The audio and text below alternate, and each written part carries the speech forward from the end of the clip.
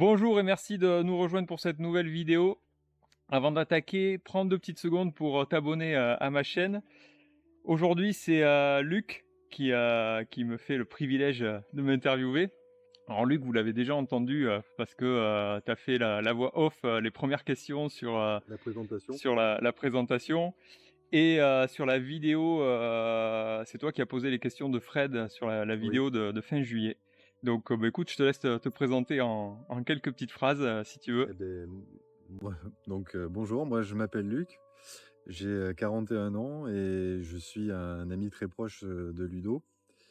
Voilà et je vais lui poser, des questions que moi-même je me pose, auxquelles je n'ai pas les réponses. Voilà, pour voir son point de vue et éventuellement en débattre, avec Ludo. Super, ça sent les bonnes questions. Eh beh, écoute, Allez, c'est parti, on y va. alors donc j'ai, constitué les questions par thème. Donc le premier thème, ça sera génération, société, le monde qui change. OK. Donc, Ludo, on est tous les 2 nés dans les années 80. Est-ce que tu crois qu'en approchant la quarantaine, on peut encore vraiment comprendre l'état d'esprit des jeunes de 20 ans? Ou est-ce qu'on est déjà pour eux ce que nos parents représentaient pour nous, avec tout le décalage générationnel que ça implique? Alors je dirais un mix des 2. C'est-à-dire qu'il y a le décalage générationnel. Genre j'en parle, avec la vidéo, dans la vidéo, avec Dylan, qui est sortie, mi-juillet, le jeudi 17 exactement. Donc on parle justement de ce décalage générationnel, parce que lui, il a 21 ou 22 ans, tu vois? Et donc justement, il me posait des questions, là-dessus. Heu, on peut, il y a forcément un décalage comme nous on a eu, avec nos parents et je pense que c'est important de s'en rendre compte de ce décalage-là, si tu veux, de le conscientiser. Je pense que nos parents, Heu, eux n'ont pas eu ce décalage-là aussi important avec les leurs. Tu vois ce que je veux dire? Par rapport à nos grands-parents, entre nos parents et nos grands-parents, le décalage était moindre parce que la technologie avait vachement moins, évolué, les mœurs avaient évolué, mais au final, il y avait pas de grand écart. Nous, avec nos parents, il y a déjà eu un petit écart, assez intéressant. On a vu la découverte d'internet, dans les consoles vidéo, on a eu, les téléphones portables qui sont arrivés, que nos parents, n'ont pas eu quand ils étaient gamins. Donc il y a eu cette technologie-là qui nous a ouvert à des mondes qu'ils ne connaissaient pas, tu vois? Et heu et je pense que s'il y a une leçon à en tirer, là, en tout cas moi de mon expérience personnelle, par rapport à mes parents, et ma famille, heu, c'est que, en fait, ils se sont déconnectés de ce monde-là, de notre monde, tu vois? Ils ont pas su faire l'effort, je pense, de rester connectés parce que c'était tellement nouveau pour eux qu'ils ont vite été dépassés, en fait, par ce monde-là. Alors je jette pas la pierre, hein, tu vois? Il y a pas de souci. Mais du coup, ça a créé vraiment un décalage, tu vois? Et je pense que là où nous, on peut tirer une résilience de ça, c'est d'essayer de pas faire la même erreur, tu vois? C'est ce que je disais avec Dylan justement, en disant voilà, il faut sortir de ce schéma du vieux con, tu vois? Justement, de dire, «Ouais, je suis un vieux con, je les comprends pas». OK, forcément, il y a une part de nous de vieux cons, parce que le Club Dorothée, c'était génial et parce que voilà, on a vécu des trucs qui aujourd'hui n'existent plus. Est-ce que c'était mieux? Est-ce que ça l'était pas? Bon, c'est là où tu es vieux con ou tu l'es pas, tu vois?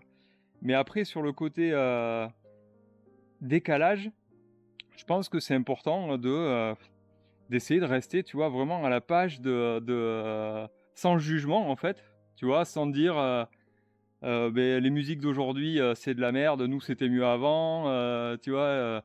Ce qu'ils apprennent aujourd'hui à l'école, c'est de la merde et nous c'était mieux avant, tu vois? Essayer de sortir de ça pour, en se disant, «Mais en fait, nos parents ont eu le même réflexe, donc si on fait que répéter la même chose, on n'a pas évolué», tu vois?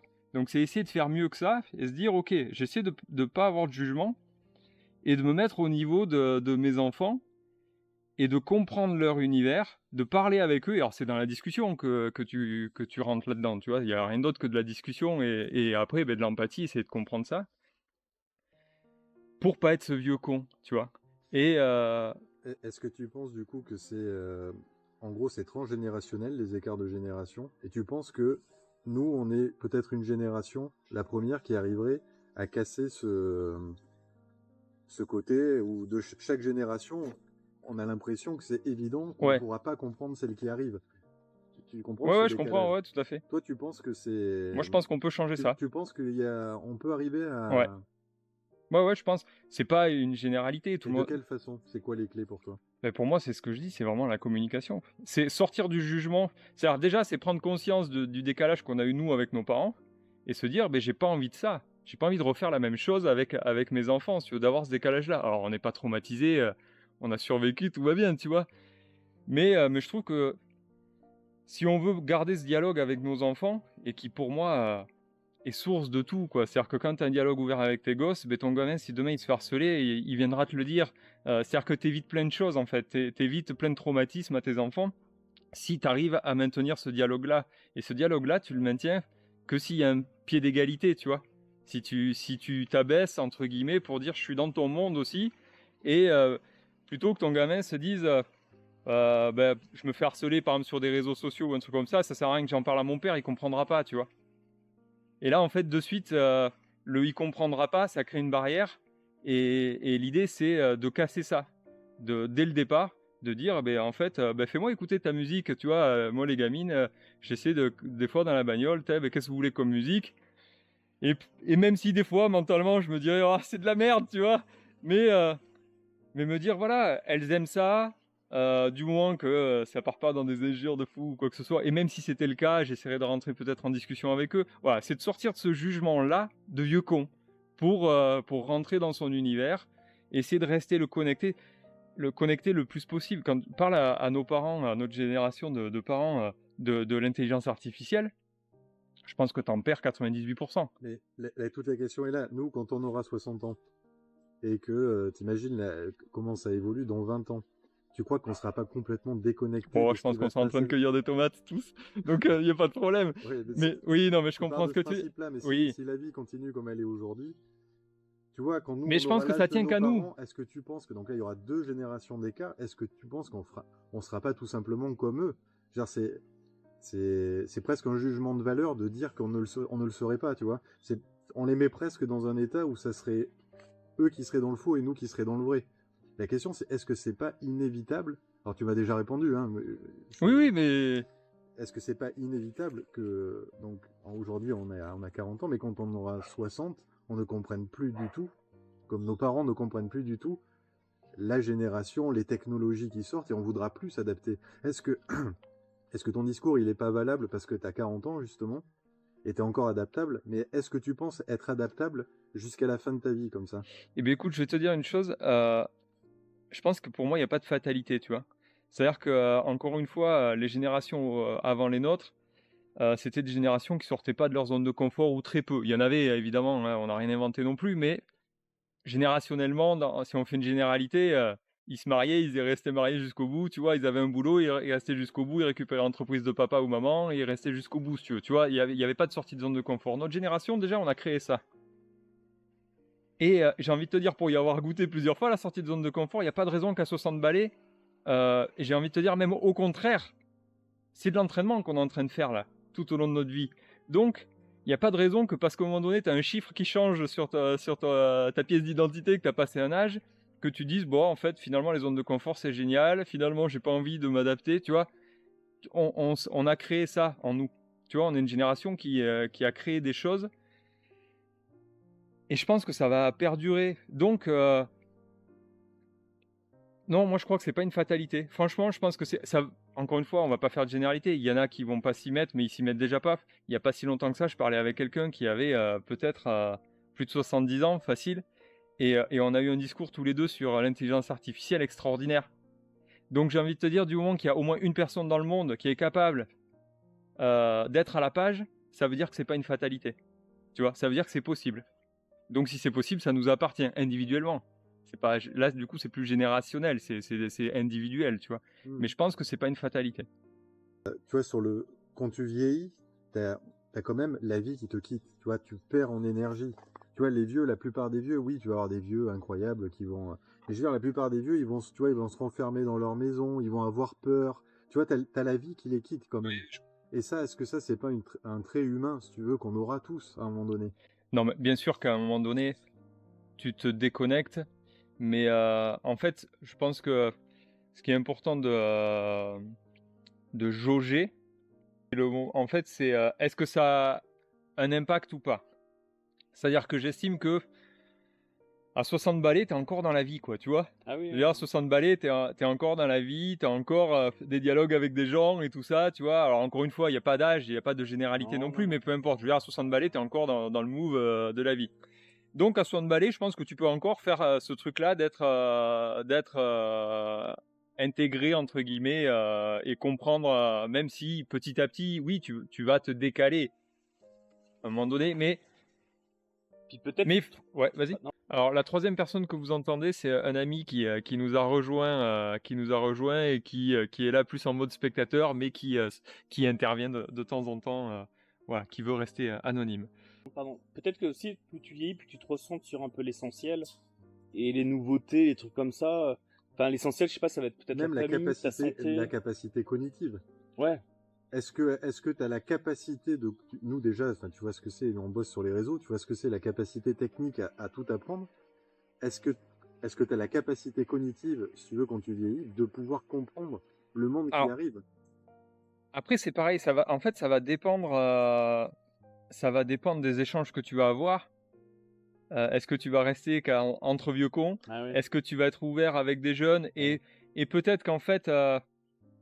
je dirais que l'important, c'est pas de forcément de rester connecté, c'est de sortir du jugement pour comprendre, pour essayer de comprendre, tu vois. Je pense que c'est ça, en fait. Tout ce que je dis, en fait, je pense que c'est ça. Tu vois, le fond de ma pensée, c'est celui-là, en fait. C'est la différence avec le vieux con. Le vieux con, il est dans le jugement.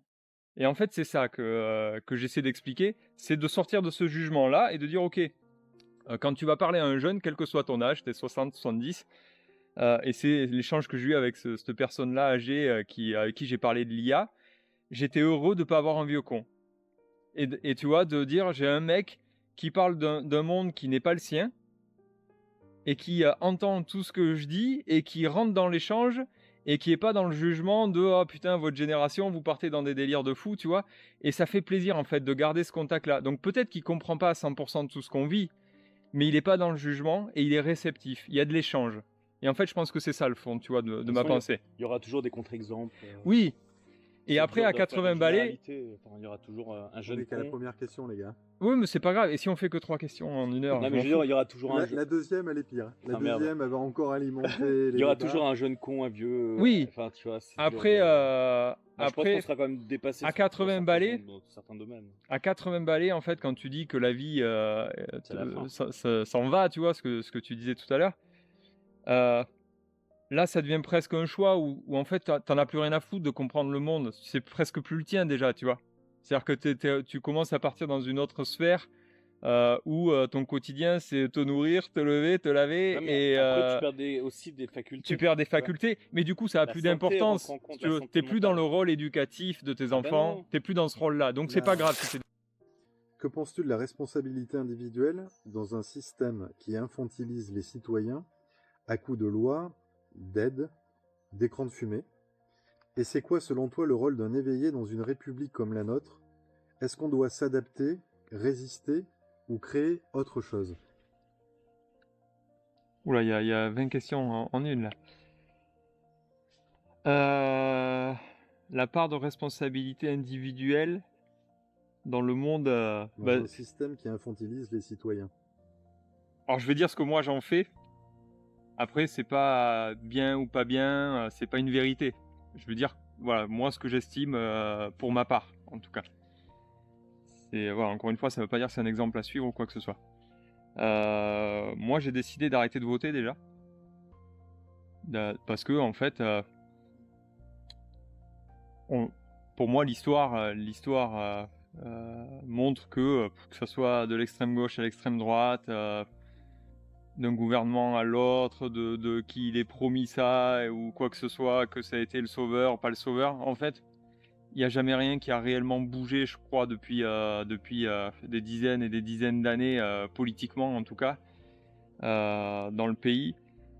On enchaîne les crises les unes après les autres. Un coup, c'est des crises économiques, après, c'est des crises sanitaires, après, c'est des crises terroristes. Mais en fait, on enchaîne il n'y a pas un moment, je sais pas si ça te fait pareil, mais j'ai l'impression que depuis qu'on est arrivé, en tout cas pas depuis qu'on est né, parce que quand on était petit, on se souciait pas de tout ça, mais depuis qu'on a l'âge de réfléchir à ça et de le constater, je pense qu'on n'a pas vécu une année sans crise de quoi que ce soit en fait.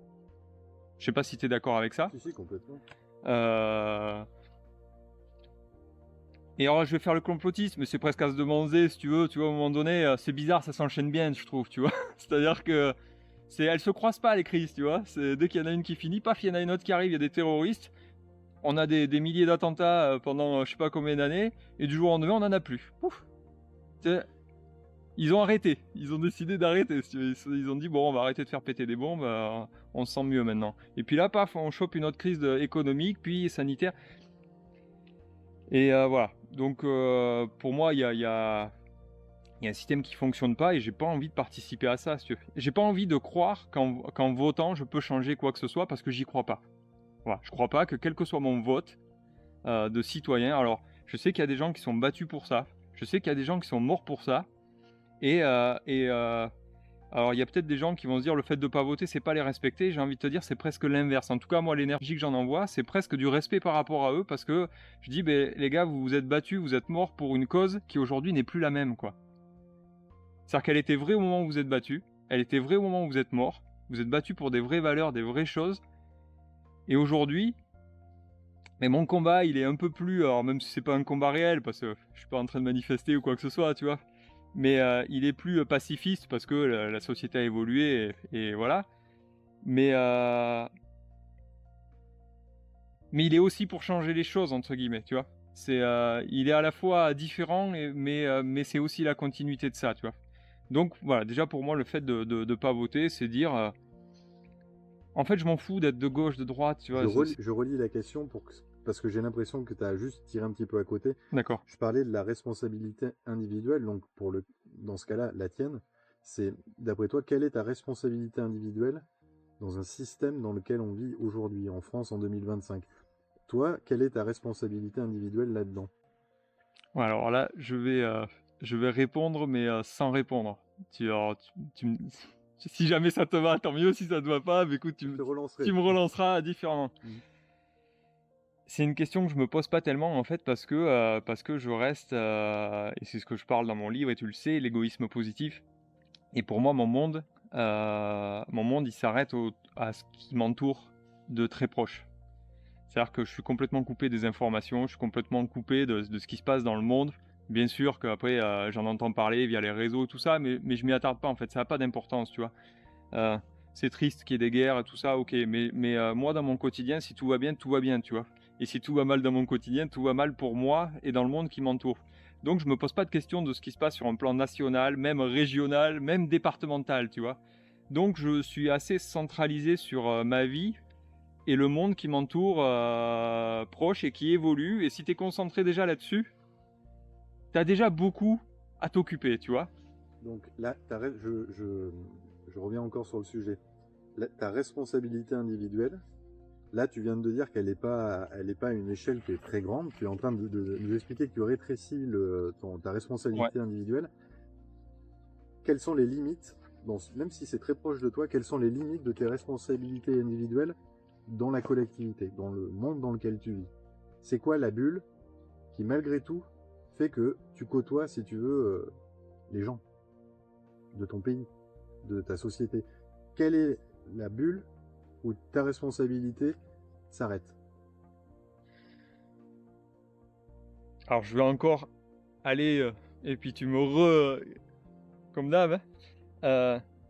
Je pense que si un des problèmes du monde, il est justement que le monde veut s'occuper du monde. Et je pense que si tout le monde pensait à son propre univers et se recentrer sur lui-même en arrêtant de s'occuper des copains, des voisins et de il devrait faire ci ou il devrait faire ça, et voilà, c'est tout ce qu'on est en train de faire, que ce soit au niveau national ou même individuel. Voilà, si chacun se recentrait sur son propre monde en arrêtant de vouloir sauver tous les copains et qu'il voulait se sauver lui-même et s'occuper de soi, mais cette question-là, elle aurait même plus lieu d'être parce que ta responsabilité, en fait, c'est t'occuper de toi. Et en t'occupant de toi et de ton monde et en restant là-dessus, mais tu vas arrêter d'interagir avec des gens où ça ne te concerne pas, si tu veux. Il y a des choses, il y a des fois, quand on est dans du mental, et je l'ai été, et ça m'arrive encore très certainement de faire des choses qu'il faudrait pas, tu vois. Mais en fait, c'est occupe-toi de ton cul, tu vois, j'ai envie de te dire. Donc, occupe-toi de ta vie et arrête de t'occuper du voisin, savoir s'il tombe, si machin et tout ça, et si ça te fait chier. Reste recentré sur toi. Et en fait, tu verras que tout peut aller très bien. Et si tout le monde fait ça individuellement, c'est vachement plus fluide, quoi, tu vois. Si on arrêtait, et après, si je te pars sur un plan national, si on arrêtait de se dire tel pays au milieu de l'Afrique, c'est une dictature, nous, pauvres Français démocratiques, on va aller leur expliquer comment ça se passe. Si on arrêtait ce genre de conneries, je pense que ça se passerait mieux aussi, tu vois. Faut qu'on arrête de vouloir mondialiser notre savoir-faire, notre égalité, toutes nos valeurs et tout ça. Gardons-les pour nous, et si c'est les nôtres, c'est très bien, tu vois, mais on n'est pas obligé d'aller les planter chez les voisins, quoi. Donc voilà, pour revenir sur l'individu, je pense qu'il faut que chaque individu... C'est clairement la définition de l'égoïsme positif, quoi. Occupe-toi de toi, et en t'occupant de toi, tu vas être bien et tu vas rayonner une énergie positive, et tu vas pouvoir mieux t'occuper du monde qui t'entoure autour de toi. Et si chacun fait cette petite bulle-là, sur un plan national, c'est plein de milliers de bulles positives et qui ont une énergie vachement différente de ce qui se passe aujourd'hui, où tout le monde essaie de s'occuper de ce qui se passe ailleurs et pas chez soi, en fait. Est-ce que tu peux me donner ta définition du mot responsable?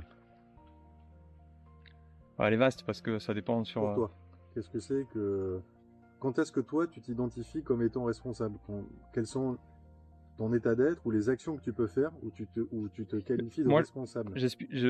pour moi, on est responsable à 100% de tout ce qu'on fait, tout ce qu'on vit et tout. C'est-à-dire que être responsable, c'est sortir du triangle dramatique, tu vois. C'est sortir du triangle de Cartman, donc c'est sortir de tout ça. C'est-à-dire que je suis pas victime. Je suis responsable de ce qui m'arrive. C'est une généralité.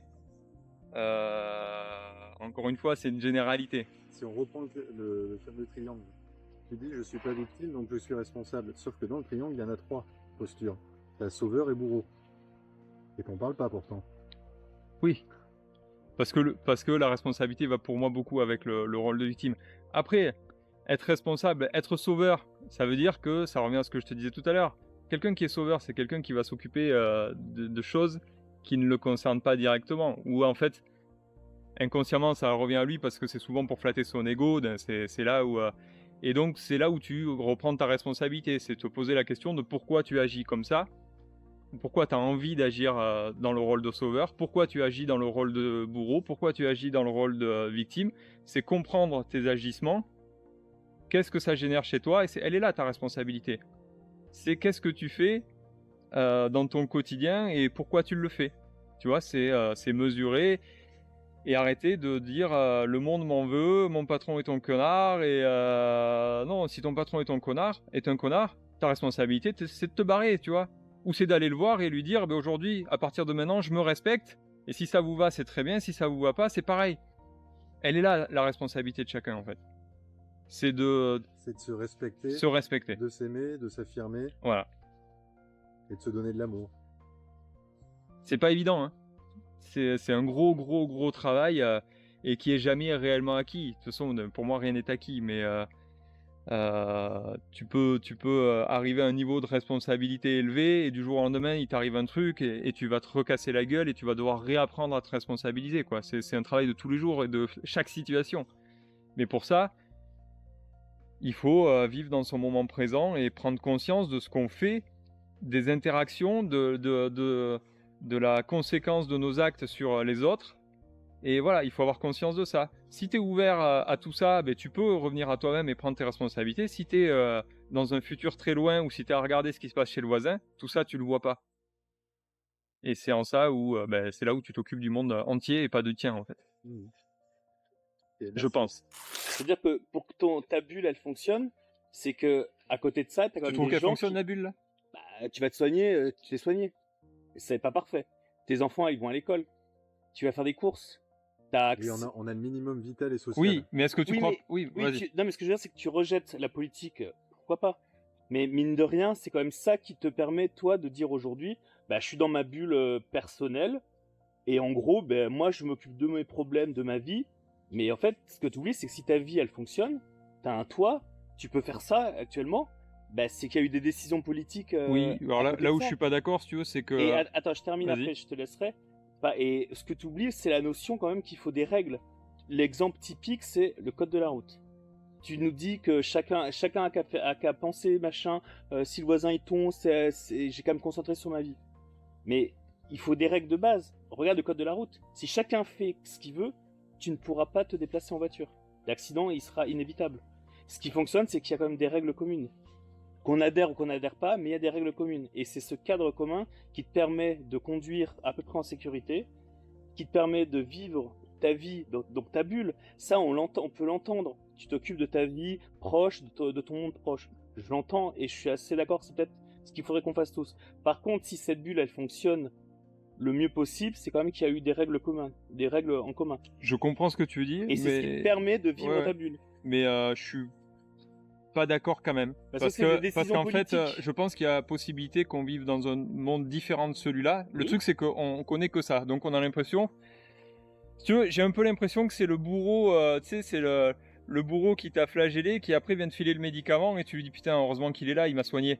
Non, Et en fait, c'est, tu vois, c'est cette vision que j'ai, moi, c'est-à-dire que, ouais, il y a des règles et tout, c'est génial, ça nous permet d'être sociable. Ouais, mais en fait, le problème, c'est déjà pourquoi on a besoin de réfléchir à ça, si tu veux. C'est-à-dire que pour moi, ça va encore plus loin que ça, bah, tu parce vois. que sinon chacun ferait ce qu'il veut et du coup tu peux Le pas. problème, c'est que, excuse-moi, mais Vas-y. c'est le problème, je pense, c'est que ton discours, il tiendrait parfaitement la route si tu étais autonome et indépendant en tout point. C'est ça, je suis assez d'accord. Là, en fait, ton discours, il est parfaitement rationnel. À partir du moment où tu es interdépendant du monde entier, surtout, si Tu peux pas le veux, rejeter autant. ce discours-là de je fais ma petite vie tout seul, non. En fait, ce que tu sais très bien, mais ce que tu dis pas, c'est qu'autour de toi, il y a des milliers de personnes Qui te permettent de qui faire te ça. permettent C'est ça. d'avoir ce discours-là. Mais c'est un discours qui est en fait assumable à mes yeux uniquement si tu es autonome. C'est ça, je suis assez d'accord. Où on revient après sur la responsabilité, c'est-à-dire que le fait dans mon monde et d'essayer d'être le plus responsable possible de ce monde-là, de mon monde, fait que demain il y a une loi qui change, ils me foutent la retraite à 80 balais, et bien je l'accepterai. Demain ils la mettent à 50, je l'accepterai. En fait, si tu veux, ça n'a aucune importance pour moi et je ne veux pas que ça en ait, si Alors, tu veux. je vais partir sur un extrême pour que ça te percute. Imaginons, on revient avec des règles du Moyen-Âge. Donc, tu as des seigneurs, tu vois, qui ont des titres de propriété sur les gens qui sont autour d'eux. Et ils instaurent presque le droit de cuissage sur tes filles. Tu bouges pas? Tu dis, oh, moi, je fais ma petite vie de mon côté. Non, Ou tu mais, vas- mais là ça où veut là, pas tu dire vas te tout battre. accepter. Justement, il y a... Là, tu vas te battre. En fait, c'est ça la question. C'est soit tu es passif, si tu veux, surtout jusqu'à une certaine limite. Alors, la question, en fait, qu'il faudrait que tu répondes, c'est jusqu'à quelle limite tu es capable de rester dans ta bulle et t'occuper de ton propre petit précaré, et à quel moment tu sortirais de ta bulle, à quel moment tu serais capable de t'indigner sur une situation. Ça serait intéressant, je pense, que tu répondes à ça. Et tu vois, par exemple, hier, on est allé voir les feux d'artifice. Bah, c'est grâce aux règles que tu as pu être en sécurité, que tu as pu te déplacer, que tu as pu manger. Enfin, je veux dire, c'est les règles. Sans ça, c'est quand même le préfet qui a réfléchi avec les gendarmes comment Oui, faire le. mais est-ce que Bah c'est oui, pas... mais- Est-ce que... Attends. Tu peux pas l'oublier, Alors, ça. est-ce que c'est pas le monde dans lequel on vit et ce qu'on en a fait qui fait qu'on a besoin de règles et que Mais peut-être c'est si on est... inévitable. Non, parce qu'on connaît que ça. Non. Si on était dans un monde... Pas Mais du tout. laisse-moi finir. Si on était dans un monde où tout le monde s'ouvre, où on apprend aux gens à comprendre ce qu'ils ressentent, à communiquer, si on apprend à nos enfants à vraiment ressentir tout ce qu'ils ont, à ouvrir leur cœur plutôt que d'être dans un monde mental, t'aurais pas besoin de ça. T'aurais Ouais, pas mais besoin ça de règles n'existe parce pas, que un monde ça comme ne viendrait même pas à l'idée d'aller tuer Ça quelqu'un d'autre. n'existera pas, un monde comme ça. Mais parce qu'on le connaît pas. Mais Parce que nous, on le chaque vivra, être vivra est- pas. Je suis les d'accord. personnes- mais- chaque être est différent, mais chaque non. être a eu Je pense pas. ses propres Je- valeurs. Quand tu vois la capacité de l'être Et on est humain tous quand il est dans le différents. cœur, Mais je pense que c'est quelque chose de Dans- possible. dans tous les Après, cas, c'est peut-être illusoire de le rêver. ah, non, mais tant mieux, il en faut des gens qui rêvent. Mais ce que je veux dire, c'est que dans tous les cas, pour que tu puisses vivre ta bulle du présent, il faut qu'il y ait des gens autour qui t'assurent cette bulle. Et ça, tu le Oui. rejettes trop. Mais il n'y a pas de rejet de ça. Bah, si C'est- t'as quand même dit, tu rejettes Non, mais toute je la m'en fous. politique, Non. tu t'en fous. Mais non, mais alors, Alors, quand c'est- je dis je rejette, Ça n'a pas ça du tout existe. Oui, mais ça n'a pas du tout les mêmes conséquences sur ta vie. Une politique de gauche et de Et alors, droite. qu'est-ce que j'en fais? Bah, ça te permet de vivre ta Non, mais bulle. oui, alors qu'est-ce que vous en faites, vous, dans le quotidien? Mais on dit Non, mais pas qu'on en dites-moi, fait non, mais, quelque chose, mais mais on, parce que on si te tu veux, dit que contrairement ça. à ma bulle, qu'est-ce que vous en faites? Qu'est-ce que ça change d'avoir conscience de ça? J'ai conscience qu'il y a des Alors moi, politiques. je peux te dire, je suis J'ai- parfaitement. Enfin, alors moi, j'ai une passion personnelle, si tu veux, pour étudier le monde dans lequel je vis. J'adore l'économie, Oui, la ok, finance. très bien. Ben, je veux dire, la géopolitique, j'adore ça parce que j'aime me situer dans Oui, un monde, j'aime le comprendre, j'aime apprécier mon confort, ne serait-ce qu'être conscient du confort qu'on a. Ah, c'est ça. Parce que dans ton discours, il n'y a pas la notion de confort. Mais être conscient du confort qu'on a aujourd'hui, malgré évidemment. mais j'en ai conscience. Malgré évidemment. Oui, non, mais j'en doute pas, mais tu l'as pas dit. Malgré le fait, si tu veux, que être conscient du confort qu'on a, c'est phénoménal. Si tu veux dormir sur un lit, On a de la chance. avoir de l'eau chaude quand tu vas te doucher, si tu veux aller faire tes courses dans un supermarché, Bien c'est sûr. un confort qui est amené que par le collectif. C'est ça. T'oublies Et trop le ça, collectif. et ça, il faut. Enfin, moi, j'en ai une conscience hyper élevée et une gratitude qui en découle. Une gratitude, pas une prise de tête, tu vois, de me dire Oui. dans quel monde horrible on est en ce moment. Non, non, j'ai une gratitude pour, pour la totalité des gens qui gravitent autour de moi. Et moi, j'espère graviter aussi autour d'eux, qu'on est tous interdépendants et avoir cette gratitude collective d'avoir le confort dans lequel on vit aujourd'hui. Mais alors, peut-être que j'ai du mal à m'exprimer, mais si tu veux, j'ai pas de problème avec ça. Je veux dire, en tant que thérapeute, évidemment que le monde qui m'entoure a une importance, tu vois. C'est-à-dire que je fais pas ça pour gagner du fric, tu vois. C'est clairement dans le cœur et c'est voilà, le monde qui m'entoure et j'ai aussi une gratitude et j'ai conscience du confort qu'on a, il n'y a pas de problème avec ça. Je crois et je pense que nous, on le vivra pas. Mais en tout cas, j'ai envie de tendre vers ça pour peut-être les générations à venir, ils en feront ce qu'ils veulent. Mais je pense qu'on peut sortir de ce monde-là. Et c'est-à-dire que là, aujourd'hui, on débat d'un sujet par rapport à ce qu'on connaît. Et moi, j'ai Oui, envie de croire mais qu'on peut créer quelque chose qu'on ne connaît pas. Et c'est en ça où c'est difficile, oui, du coup, d'en parler. mais Et donc, quelques. la politique, eh bien, écoute, pour moi, on peut faire autrement qu'avec de la politique et qu'avec une personne qui gouverne Oui, tout un pays. Et donc, sûrement. partant de là, oui, on n'aura Il y a peut-être des pas le choses même à évoluer. Il y confort, a des choses à mais en évoluer. même temps, est-ce que c'est du bon sens d'acheter des choses qui viennent de Chine à l'autre bout de la Non, c'est pas, planète, c'est moins pas, cher que le mec d'à côté? c'est Et pas ça, ça c'est que la je te dis. politique aussi qui le génère, si Et tu ça, veux, et la complètement. Ça, mondialisation. c'est des décisions Et politiques, je suis donc, je d'accord. pense qu'on peut changer ça. C'est juste Mais ça que je dis. en tout cas, ce qui est sûr et certain, c'est que quand tu dépasses 3 personnes, tu es obligé d'avoir des règles communes. Donc des règles communes, ça reste quand même Oui, un système. mais Tu es obligé. les règles communes, c'est pas obligatoire qu'elles soient imposées par un seul mec Non, tout en haut tu d'un en pays. mais c'est pas le C'est cas juste- actuellement, c'est une assemblée qui la décide. Ah bah oui, Oui. c'est pas un mec qui décide là haut tout Peu seul. importe. Bah non, non, c'est une assemblée. Regarde les votes en ce moment pour le changement pour la fin de vie, par exemple. C'est un débat qui a eu lieu sur toutes les bords politiques. C'est pas un gars qui a décidé. J'ai décidé. Oui. Tu vois ce que je veux dire?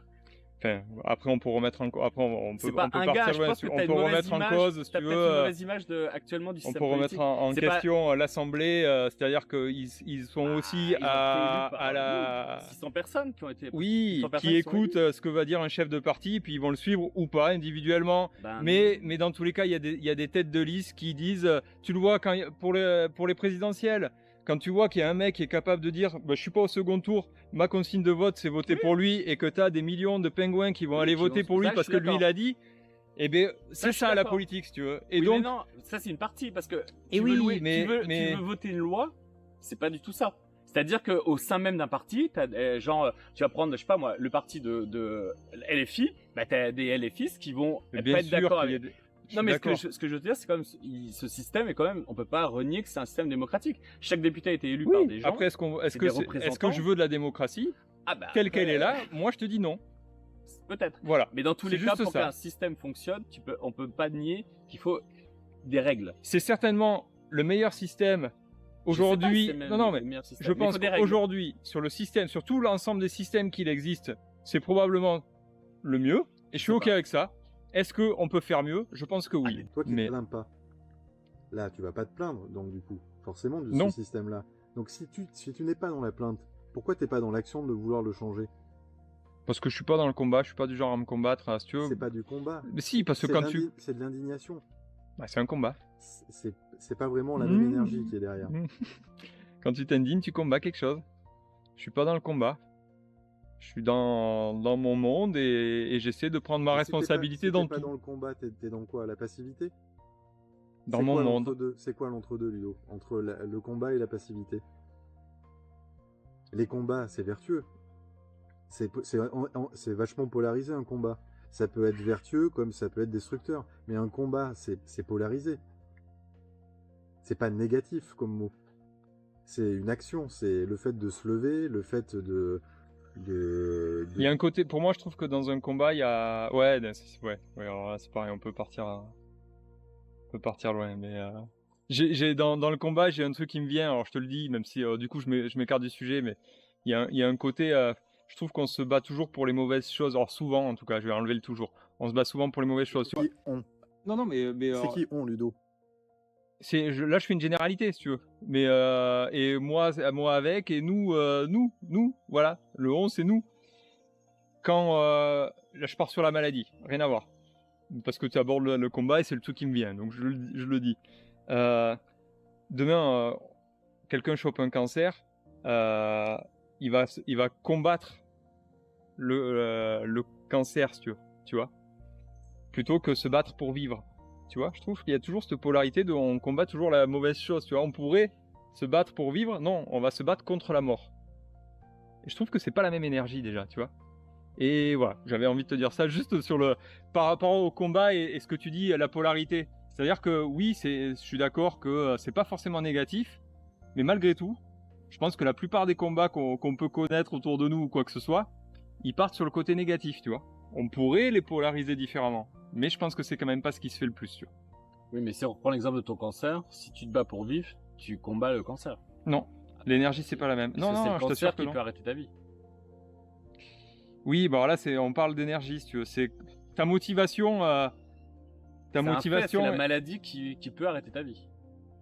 Donc si tu te bats pour vivre, t'es obligé de combattre le cancer. Sinon, Non, non, si. c'est pas la même. C'est le cancer qui va arrêter ta vie potentiellement.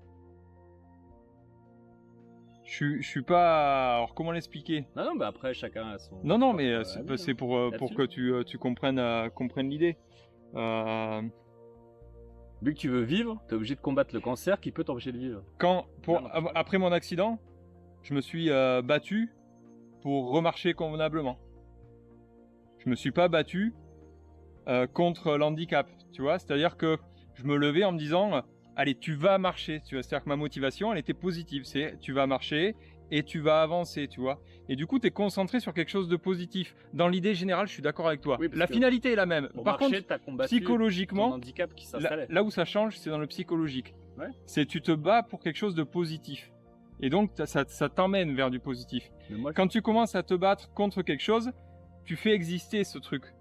C'est-à-dire, si je me bats contre la maladie, et si je me dis ça tous les matins, la maladie, elle est présente tous les jours. Si je me bats pour vivre, mon psychologique, il comprend, tu veux vivre.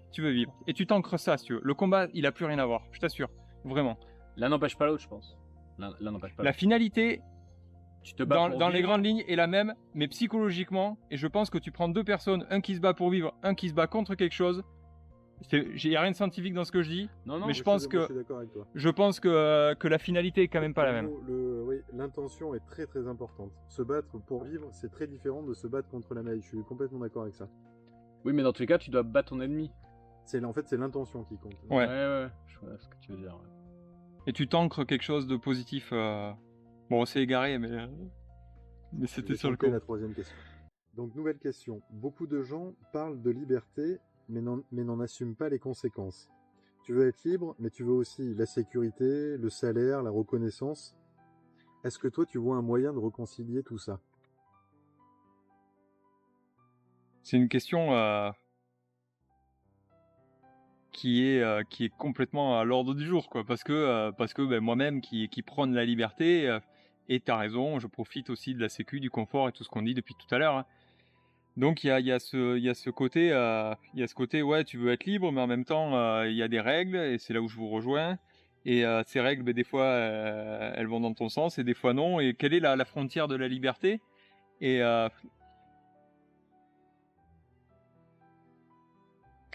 en fait, je me la pose parce que cette question, dans le côté transmission, par exemple, à mes filles, tu vois. Parce que, en fait, moi, ma liberté, je la ressens et je vois à quel moment je me sens pas libre ou à quel moment je me sens libre. Donc, si tu veux, ça m'appartient, ça, et ça appartient à chaque individu, tu vois, sa propre liberté. On n'a pas tous la même définition de la liberté. Donc là, ça t'appartient. Par contre, c'est comment le jour où une de mes filles me pose cette question-là, comment je vais pouvoir lui expliquer, tu vois? Et c'est là où, je t'avoue que pour l'instant, j'ai pas forcément de réponse, parce que j'ai pas envie de la brider non plus dans une réponse en disant la liberté c'est ça, parce que du moment que tu expliques à quelqu'un qu'est-ce que c'est la liberté, tu la respectes déjà plus. Parce que tu lui donnes ta liberté, mais c'est pas la sienne, tu vois. Donc à partir du moment où tu donnes une définition, je trouve que déjà, t'es pas dans l'acceptation de sa liberté. Donc il faut vraiment nuancer. Alors j'ai pas de réponse à t'apporter. Repose-moi la question que j'essaie de voir. Je vais la détourner un petit peu. Ouais. Est-ce que tu penses que le confort et la liberté, ça fait bon ménage? Là, on revient sur tout ce qu'on s'est dit tout à l'heure. Sur ta bulle, sur le fait que si tu bénéficies de... Mais alors, de je confort. te réponds, ouais, ok. Encore une fois, nous, je pense qu'on est la génération où il se passera pas grand-chose là-dessus. On peut amorcer quelque chose. Nous, on est la génération, je pense, alors on va pas parler de génération, je vais parler de moi. Moi, j'estime que j'essaie d'être au maximum libre, tout en profitant du système actuel parce qu'il est là.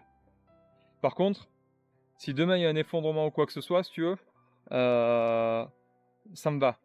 Ça me va et je serais content d'être complètement libre et de sortir de ce système-là. Aujourd'hui, j'ai pas trouvé les clés, ça veut pas dire que c'est impossible, mais sortir complètement du système actuel capitaliste où tu as une maison, où tu cotises à la sécu, ou tout ça, où tu as besoin de ce monde extérieur, mondialiste, etc.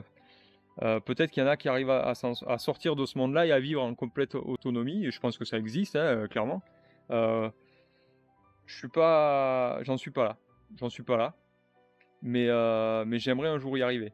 Je pense que par contre, voilà, si on rentre dans ce que je dis, le côté changer l'éducation et tout ça, faire une génération qui s'ouvre un peu plus dans le cœur, cette génération-là pourra arriver à ça et vivre très bien et en totale liberté. Après, quelle est la définition de la liberté? La question, c'est le monde un peu utopique là que tu parles de vivre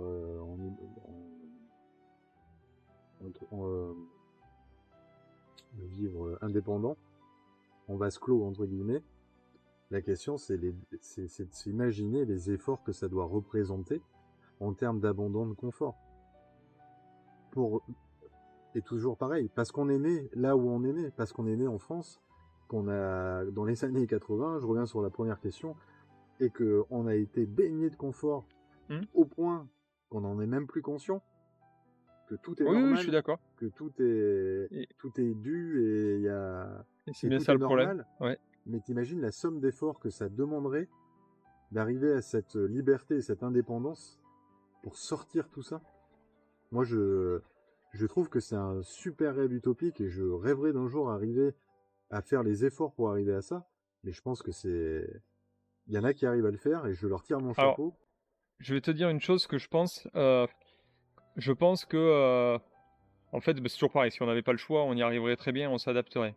Ce qui fait que les gens ont du mal à sortir de ce confort-là, je pense qu'il y a un gros problème de regard des autres aussi, tu vois. C'est-à-dire que du fait que le 99,9% de la population française, parce que là, après, on va pas partir sur le monde, hein, mais au moins française, vivent dans un confort, quel qu'il soit. C'est-à-dire que même, je pense, la personne la plus inconfortable en France vit dans un confort au-delà du petit Africain perdu dans son pampa, quoi. C'est-à-dire que, voilà, on a même la personne qui est dans la plus grosse misère en France, même si elle n'en a pas conscience et que je suis d'accord que c'est pas le luxe, et qu'il y a des gens très misérables, il y a un minimum qui existe dans notre pays qui fait que on peut avoir les moyens. Il y a des assos qui peuvent venir t'aider ou quoi que ce soit, donc il y a quand même un minimum de confort qui peut exister. Je me suis égaré, je sais même plus où je vais. Je sais que ça devait pas avoir beaucoup d'importance. La question, elle est très basée sur la conscience, le manque de conscience du confort dans lequel on vit, et cette utopie de la liberté qui nous fait rêver, et que personne n'est prêt. J'allais dire personne. Mais peu de gens sont prêts à prendre tellement que ça représente d'efforts. Ça veut dire revenir à un mode de vie paysan, où tu vas avoir un jardin, où tu vas avoir des bois pour te chauffer l'hiver. Parce que Ce... Alors, Mais je ne parle que de confort matériel hein, ouais, là-dedans, c'est ce que j'allais te parce que dire. derrière, on est tous les deux, et ça je sais qu'on est Mais tous les on deux va d'accord, l'évoquer quand même, c'est il y a, important. il y a un confort humain, social, et une ouverture du cœur, comme tu aimes bien en parler, si tu veux, qui serait certainement, si tu veux, le retour sur expérience de tous ces efforts, la récompense. On est bien d'accord. Mais d'un point de vue matériel, dans la société dans laquelle on vit, et avec les dépendances qu'on a aujourd'hui au confort, je trouve que c'est quelque chose d'admirable pour les gens qui arrivent à le faire, mais qui est une somme d'efforts démesurée, quoi. Je suis d'accord avec ce que tu dis. Après, c'est là où tu as bien fait de souligner que tu parles du côté matériel. C'est-à-dire que quand tu vois nos gamins, s'ils n'ont pas tous les derniers jouets, les machins et tout ça, si tu veux, en fait, nos gamins, si tu leur enlèves les jouets ou les livres, ils savent plus quoi faire. Ils s'emmerdent, tu vois. C'est-à-dire qu'on n'a aucun de nos gamins, je pense, hein, tu m'arrêtes si je me trompe, qui va arriver, qui va se dire, je prends ce bout de bois et avec ce bout de bois, je vais faire une figurine ou un machin, tu vois. C'est-à-dire qu'il y a cette déconnexion qui est, alors là, c'est clairement, pour ma part, en tout cas, c'est ma faute. Hein. C'est-à-dire que je leur ai filé des jouets et je leur ai dit jouer, tu vois. C'est-à-dire que j'aurais pu les amener dans les bois et dire, on va faire des cabanes. Voilà, tu vois ce que je veux dire. Et en fait, on maintient ça, mais on n'est pas plus heureux. Parce que tu as raison, on n'a pas conscience du confort qu'on a. Donc tu dis, on ouvre le robinet, on a l'eau, et ça nous semble complètement normal, tu vois. Et conscientiser que ça ne l'est pas, et que demain ça peut s'arrêter, ça ramènerait beaucoup de priorités et de sens et de valeur à tout ça. Je te raconte une petite histoire de ce que j'ai vécu il y a quelques semaines avec mes filles. Ouais. On a au milieu des bois, donc dans le village où j'habite, on a un ancien lavoir qui est au milieu des bois. Et c'est un endroit que moi j'apprécie d'y aller, je trouve ça ressourçant. Et j'ai voulu amener mes filles pour leur faire comprendre qu'il y a pas si longtemps que ça, enfin pour elles ça paraît le Moyen-Âge, mais c'est pas si vieux que ça. À l'époque, les femmes, elles étaient obligées d'aller nettoyer le linge au milieu de la forêt, donc de marcher 10 bornes au milieu de la forêt, nettoyer leur linge, le revenir à la maison, et ainsi de suite. Pareil pour l'eau courante. Si t'avais pas de puits, il fallait aller... Et tout ça, j'essaye d'expliquer ça à mes filles. Et c'est là où je reviens sur presque la première question, le décalage générationnel. Elles ne sont pas conscientes du tout de cette façon dont on a vécu pendant des siècles. Je veux dire, la majorité de notre histoire, ça s'est passé comme ça. Et donc la génération d'après, ils n'ont aucune conscience, hormis celle que nous, on va pouvoir faire en les amenant sur des lieux un petit peu comme ça, expliquer comment l'homme a vécu pendant des siècles.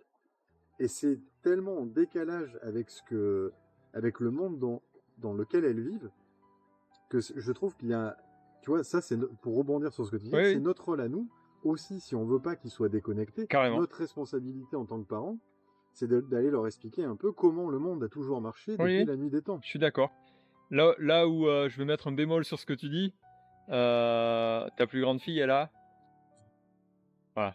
Je pense qu'à 11 ans, j'avais pas conscience du lavoir non plus, tu vois. Même si on me l'avait expliqué.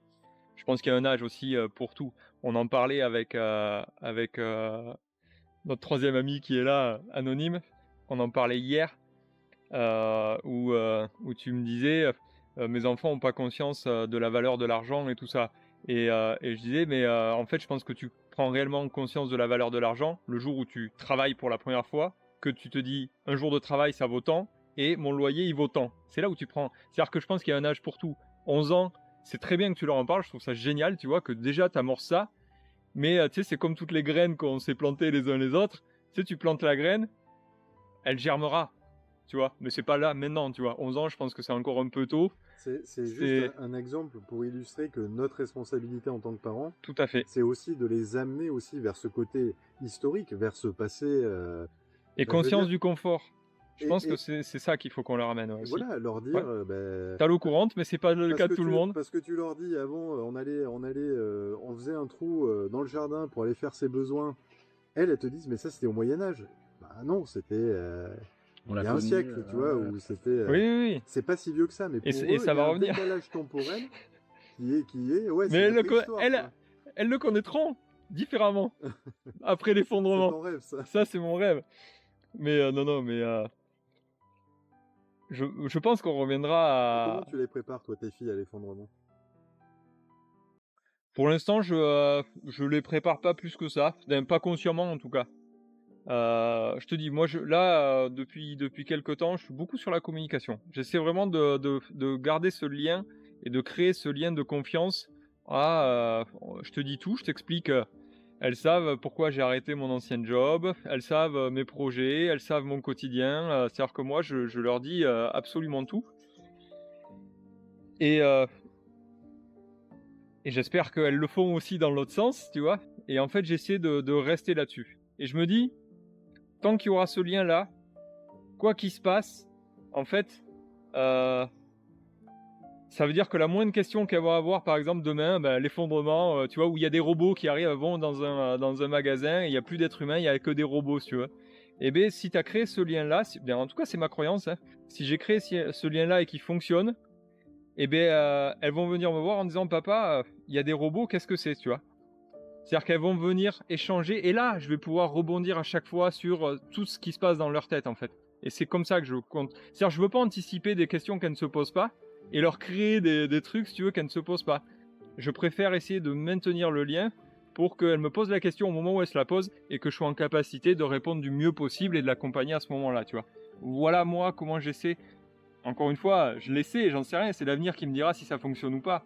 Mais je pense que on peut répondre à une question qu'à un moment présent où la question se pose. Et trop anticiper, des fois, ça peut être bien et des fois non, et voilà. Mais quand tu as une problématique qui t'arrive, si tu as la capacité d'aller voir quelqu'un et la poser, ben là, tu réponds à quelque chose de concret, quoi. Et t'es pas dans l'imaginaire. Après, où il faut faire attention en tant que parent en 2025 quand même, c'est par exemple, tu nous disais, mes enfants, c'est un peu de ma faute, je leur donne des jouets, alors qu'ils pourraient faire une cabane avec des bouts de bois. Mais limite, les jouets, ça devient le passé. Moi, je vois, j'ai des ados, tu leur enlèves les téléphones, les consoles, heureusement, ils sont sportifs, mais limite, les jouets, c'est has-been. Oui, Et après, ça va même de plus en plus vite. Oui, oui. Les enfants de 8-10 ans, Ah bah ils sont déjà qu'est-ce sur qui les les téléphones. intéresse? Ah Ça oui. va être Le téléphone et la console. Ah oui. Ouais, mais c'est et sûr. Après, les jouets, c'est déjà limite pour les tout petits. Et ça va de plus en plus vite. Donc à nous, en tant que parents, être vigilants. Les téléphones, les réseaux, que ça arrive le plus tard le possible. plus tard possible Ouais, pour je suis d'accord. qu'elles connaissent l'enfance, tout simplement. Mais c'est notre responsabilité Parce individuelle. que limite maintenant, d'aller faire un dessin, non, en fait. Alors que ton gamin, il va avoir 6-7 ans, si. Et limite, non, moi je voudrais regarder comment le téléphone adapté à mon âge fonctionne. Donc c'est en ça où il faut faire être vigilant. attention Je suis d'accord. et où on peut être vite déconnecté, puisque nous on va réfléchir un peu à notre enfance, faire un peu le parallèle, en essayant de s'adapter au monde d'aujourd'hui, en ayant le réflexe, éteins ton téléphone, éteins ta console, va jouer avec tes jouets, mais limite, mais des jouets c'est has-been en fait déjà. Donc vite on peut être perdu nous. Donc Oui. si nous on fait pas attention à pas vouloir qu'ils grandissent trop vite, à pas trop vouloir qu'ils s'adaptent au monde d'aujourd'hui. Et pas. Parce surtout... qu'il faut faire attention, le monde d'aujourd'hui offre tellement de possibilités dès le plus jeune âge, par des mini-consoles, des mini-tablettes, des mini choses où tu es à fond, effectivement, dans les technologies.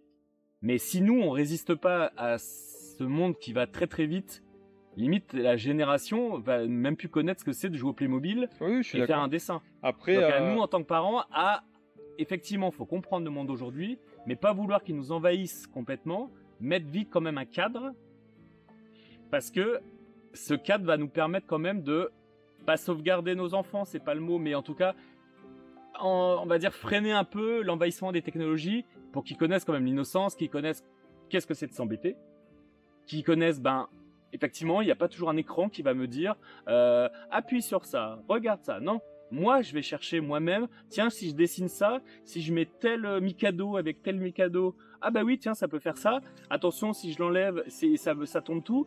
Voilà, ça aussi, il faut que nous, en tant que parents, on fasse attention à cet envahissement de technologie, parce que c'est ce qui permet aussi à l'enfant de se construire et de voir qu'il n'y a pas que les technologies qui peuvent répondre à leurs attentes. Et pour rebondir là-dessus, je pense que tout ce dont tu parles, ça s'appelle la responsabilité. Et je pense que tant qu'un parent prendra sa responsabilité de parent et dira ben, je passe du temps avec mon enfant plutôt que je le fous devant un écran et je suis tranquille. Parce qu'en fait, qu'est-ce qui fait qu'on met un gamin devant un écran, quel qu'il soit, la télé, le téléphone, la tablette, la console, c'est il me casse pas les couilles en fait quand Et tu sais, moi, je pense que le vrai problème, c'est encore une fois la responsabilité des parents. C'est le temps qu'on passe sur nous-mêmes sur les réseaux. bien sûr. C'est-à-dire que c'est 2 ou 3 heures par jour qu'on passe donc à perdre notre temps sur les réseaux. Et encore, c'est pas beaucoup si c'est ça. Non, mais c'est 2 ou 3 heures quand t'as tes gamins en vacances, par exemple, que tu passes pas avec eux. Oui. Dans ce cas-là. Et tu leur montres. C'est l'exemple. Tu C'est-à-dire montres- comment tu vas leur ça, dire bien derrière sûr, tu leur montres Ouais, non, mais l'exemple. je suis d'accord. Et en plus, tu vas te permettre derrière d'aller leur dire non, mais la télé, c'est Ouais, bon. Bah, je suis d'accord. Tu sais que j'en ai pris conscience, ça, et il y a pas si malheureusement, longtemps que ça. On est tous tombés dans ce travers, Ouais, hein, je et crois. j'essaie d'y faire attention.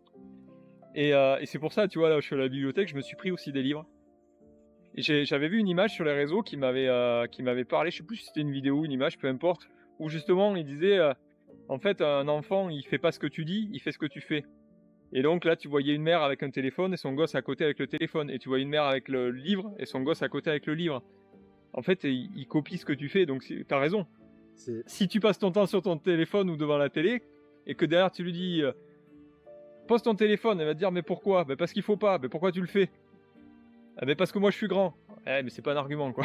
et là où ils sont des miroirs de ce que nous sommes, c'est qu'en plus, tu vas t'énerver pour qu'il arrête l'écran, le téléphone à la main. En plus. C'est-à-dire qu'au lieu, Ah ouais, de te non, le mais dire- carrément. au lieu de te le dire à toi-même, tu vas passer par le prisme de ton enfant, presque pour te le dire inconsciemment. Ah ouais. C'est ça. Et on revient sur la responsabilité, c'est exactement ça. En tant que parent, Prendre la du coup, responsabilité de la façon dont on agit, ce qu'on dit, ce qu'on provoque chez l'autre, et comprendre ce qu'on dégage en fait. Et c'est aussi ce que je dis, tu vois, quand la vidéo avec Dylan, où prendre cette responsabilité-là, c'est ce qui va faire que ton enfant, ben voilà, tu vas être au contact de lui, tu vas essayer de rester connecté avec lui, plutôt que te déconnecter, le foutre devant un écran et un jour aller le chercher. C'est ce que je dis avec Dylan, je sais plus comment. Je dis mais en gros un jour tu vas le chercher au commissariat en disant putain de génération, c'est vraiment des branques quoi. Ben non, mec, c'est ton problème quoi. C'est toi qui en as fait ça. Tu vois, c'est ta responsabilité. C'est trop facile de dire mon gosse il s'est fait embarquer par une troupe de racailles, de machin. Non non, il s'est pas fait embarquer. Ça veut pas dire que mes gamines se feront pas embarquer, mais je prendrai ma responsabilité. Ça c'est une chose claire. Je prendrai ma responsabilité. Ça sera pas la faute de ma gamine, ça sera pas la faute des racailles, ça sera que la mienne, tu vois. on a une grosse responsabilité. Hein. On a 100% de responsabilité. Pour rebondir ce que disait Luc, pour son histoire de l'avoir, à nous aussi de vraiment solliciter nos enfants sur le passé, sur comment c'est arrivé, pourquoi, parce qu'eux, ils sont tellement dans la quête de l'avenir, les technologies Ça va tellement vite. les aspirent un peu pour avancer, toujours avancer, puis ce monde va tellement vite, enfin, dès demain, ton téléphone est obsolète, ton ordinateur. Donc ce monde va tellement vite que cette génération, et moi je le vois avec mes ados, cette génération veut l'avenir, mais ne connaît pas du tout le passé, et limite ne s'y intéresse pas. Et si toi, en tant que parent, tu leur expliques pas, eh ben voilà, avant les machines à laver, qui pour vous, on appuie sur un bouton, hop, et basta. Mais non, en fait, la machine à laver, avant qu'il y ait une machine à laver, avant que quelqu'un pense à qu'est-ce que je pourrais améliorer sur le quotidien pour que le linge soit lavé, eh ben, il y a eu tout un passé, tout un processus. Donc, prochaine question. Même quand on est éveillé et qu'on a expérimenté les principes de développement personnel depuis des années, pourquoi est-ce qu'on rencontre encore des épreuves, parfois aussi violentes, sur le chemin? Je pense que tu as les épreuves dont tu as besoin. Et si ça devient des épreuves, c'est que c'est des choses que tu n'as pas guéries en toi et que tu as besoin de guérir. Donc, et c'est l'essence même de l'incarnation, pour moi. Spirituellement, si on s'incarne, en tout cas c'est ma croyance, c'est pour grandir. Et si tu veux grandir, il faut que tu apprennes. Et si tu veux apprendre, c'est par l'épreuve. Donc tu auras toute ta vie des épreuves. Et en fait, le jour où tu n'as plus besoin d'épreuves, tu n'as plus besoin de t'incarner, je pense. Après, là où il faut mesurer ce que tu dis, c'est que si tu fais un développement personnel et que tu avances vraiment là-dedans, les épreuves que tu vis, elles sont nouvelles. Tu vois, c'est-à-dire que si tu as été résilient et que tu as travaillé vraiment suffisamment sur ce que tu as vécu, tout ce que tu as vécu, quand ça te revient à toi, c'est plus une épreuve, ça glisse, tu vois. C'est-à-dire qu'il y a des choses qui a été une épreuve il y a 5 ans, Aujourd'hui, ça t'arrive, ça passe comme ça, tu vois. Donc ce qui t'arrive, c'est de la nouveauté, tu vois. Et ça, je pense qu'on le vivra tout le temps. Et là où, par contre, il faut tirer l'expérience de ce que tu as vécu, c'est que pour moi, le mécanisme sur le développement personnel, c'est le même, quelle que soit l'épreuve. Après, ce qui va faire la difficulté, c'est ton rapport avec toi-même et ta faculté à te dire tes 4 vérités, aller trouver les solutions à ça, le temps que tu vas mettre pour ça, et c'est ce qui va faire que tu vas passer l'épreuve. Et ça, c'est lié aux 7 facultés que je parle dans mon livre, qui pour moi sont l'essence même du développement personnel, et qui fait que si tu ralignes ces 7 facultés-là, tu travailles dessus pour chaque épreuve, tu vas arriver à la surpasser. Donc l'entraînement est le même, quelle que soit l'épreuve. Après, ça va toucher des blessures différentes, et c'est là où tu vas devoir travailler un peu plus qu'avant ou différemment, quoi. Comment tu peux savoir qu'on est sur le bon chemin? Pas celui que tu t'es projeté, pas celui qu'on t'a vendu, le tien. Dans cette question, c'est comment on peut être sûr qu'on est sur le bon chemin, mais pas sur un chemin mental qu'on a pu se créer avec les interactions qu'on a eues dans notre vie, ce qui nous a construit. Comment tu peux être sûr que tu es sur le bon chemin? Spirituel? Ouais, sur ton chemin spirituel. Alors sur ça, tu vois, c'est pareil, ça c'est une question que je me suis beaucoup posée, que je me pose encore, hein, c'est l'avantage de la croyance, c'est que ça restera toute ma vie une croyance, et que du coup, tu peux toujours la remettre en question. Et le chemin, ouais, c'est un sujet pour moi en tout cas. C'est un sujet, et aujourd'hui, la dernière mise à jour de moi-même avec cette question-là, c'est que, en fait, c'est plus un sujet. J'essaie de faire de ce sujet un non-sujet. C'est-à-dire que, pour moi, ça a été presque lourd de me poser la question tout le temps, de me dire, mais est-ce que tu es sur le bon chemin? Est-ce que à chaque fois que tu as un choix, tu as pris à gauche, il fallait pas prendre à droite, si tu veux. Et ça devenait presque lourd, cette idée du chemin. Et aujourd'hui, ce que je pense avoir compris, et en tout cas, encore une fois, c'est une croyance, c'est de me dire, mais en fait, on s'en fout. On s'en fout du chemin. C'est-à-dire que tu fais ce que tu es capable de faire à un moment donné, tu prends les décisions que tu es capable de prendre à un moment donné, et si tu le fais, si tu dis ça, si tu penses ça, si tout ce que tu vas faire à un moment donné, si tu l'as fait, c'est que tu pouvais pas faire autrement, et que c'est ce que tu devais faire. Donc partant de là, c'est ton chemin. Est-ce que, spirituellement, on t'avait dit de prendre à gauche et t'as pris à droite? Mais en fait, c'est pas grave, parce que même en prenant à droite, tu vas apprendre des choses. Tout n'est qu'apprentissage, donc tu vas apprendre quelque chose qui va faire que tu vas revenir sur le bon chemin dans tous les cas. Et ce chemin-là, tu auras créé ton propre chemin avec des apprentissages qui étaient peut-être pas prévus. Mais en fait, voilà, ce poids, en tout cas, moi, j'essaie de me l'enlever, ce poids du bon chemin. Voilà, j'essaie de me dire, il n'y a pas de bon chemin. Tu fais ce que tu es capable. Est-ce que ça veut dire que du coup, il n'y a pas de mauvais chemin? Ouais. Parce que s'il n'y en a pas de bon, il n'y a pas de mauvais, tu vois. Après, tu peux prendre... alors, je vais parler Attends, juste, tu dis qu'il n'y a pas de que le bon chemin, ça n'existe, le mauvais chemin n'existe pas. Ouais. Donc quelqu'un qui va se perdre dans, j'en sais rien, je prends un exemple, une addiction, tu sais, pas possible, le mec va ruiner sa vie, ruiner sa famille. C'est pas le mauvais chemin en tout cas. Non, parce que spirituellement, il y a pas le négatif n'existe pas spirituellement. Il y a pas le bien et le mal, tu vois, je pense pas. Là, tu penses que la polarité n'existe pas dans le spirituel? Ouais, je pense pas. Oula. C'est matériel, ça, je pense. Je pense que c'est matériel. Mais non, parce qu'en fait, quand la vie t'envoie une épreuve, pour toi, mentalement, tu prends ça comme quelque chose de négatif. Mais non. Spirituellement, c'est pas négatif, c'est fait pour te faire avancer. Tu vois, c'est en ça où je dis qu'il n'y a pas de polarité. C'est-à-dire que ce qui nous paraît négatif mentalement n'est que le chemin pour te faire évoluer. Donc, si tu as la résilience, etc., ça devient quelque chose de ultra positif, tu vois, tu le transformes. Tu vois. Donc, quelqu'un qui va vivre une vie avec de l'addiction, toute la misère du monde, etc., c'est son chemin de vie. Si tu le vis là-dedans, il va apprendre et il va grandir. Donc dans cette vie-là, il aura peut-être eu une vie très merdique, mais il aura appris. Évidemment que son âme, elle aura appris. Donc dans sa vie d'après, il va vivre d'autres choses. Et il y a des gens qui vont arriver sur une seule vie à évoluer peut-être très vite, et il y en a d'autres, il va leur falloir 10 vies pour apprendre les mêmes choses. Mais parce que si on imagine le chemin sur une seule vie, ou est-ce qu'on imagine le chemin sur une vie d'âme? Et déjà, c'est pas la même réflexion, tu vois. Donc je pense pas qu'il y ait de mauvais chemin Alors, dans ces cas-là, à quoi sert le développement personnel? à grandir, parce que le chemin spirituel, donc là, de l'âme, sur plusieurs vies, est fait d'apprentissage d'épreuves et de guérison de blessures.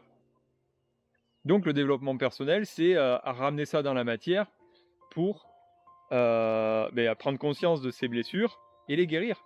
C'est ni plus ni moins que le côté ancré de la chose spirituelle, tu vois.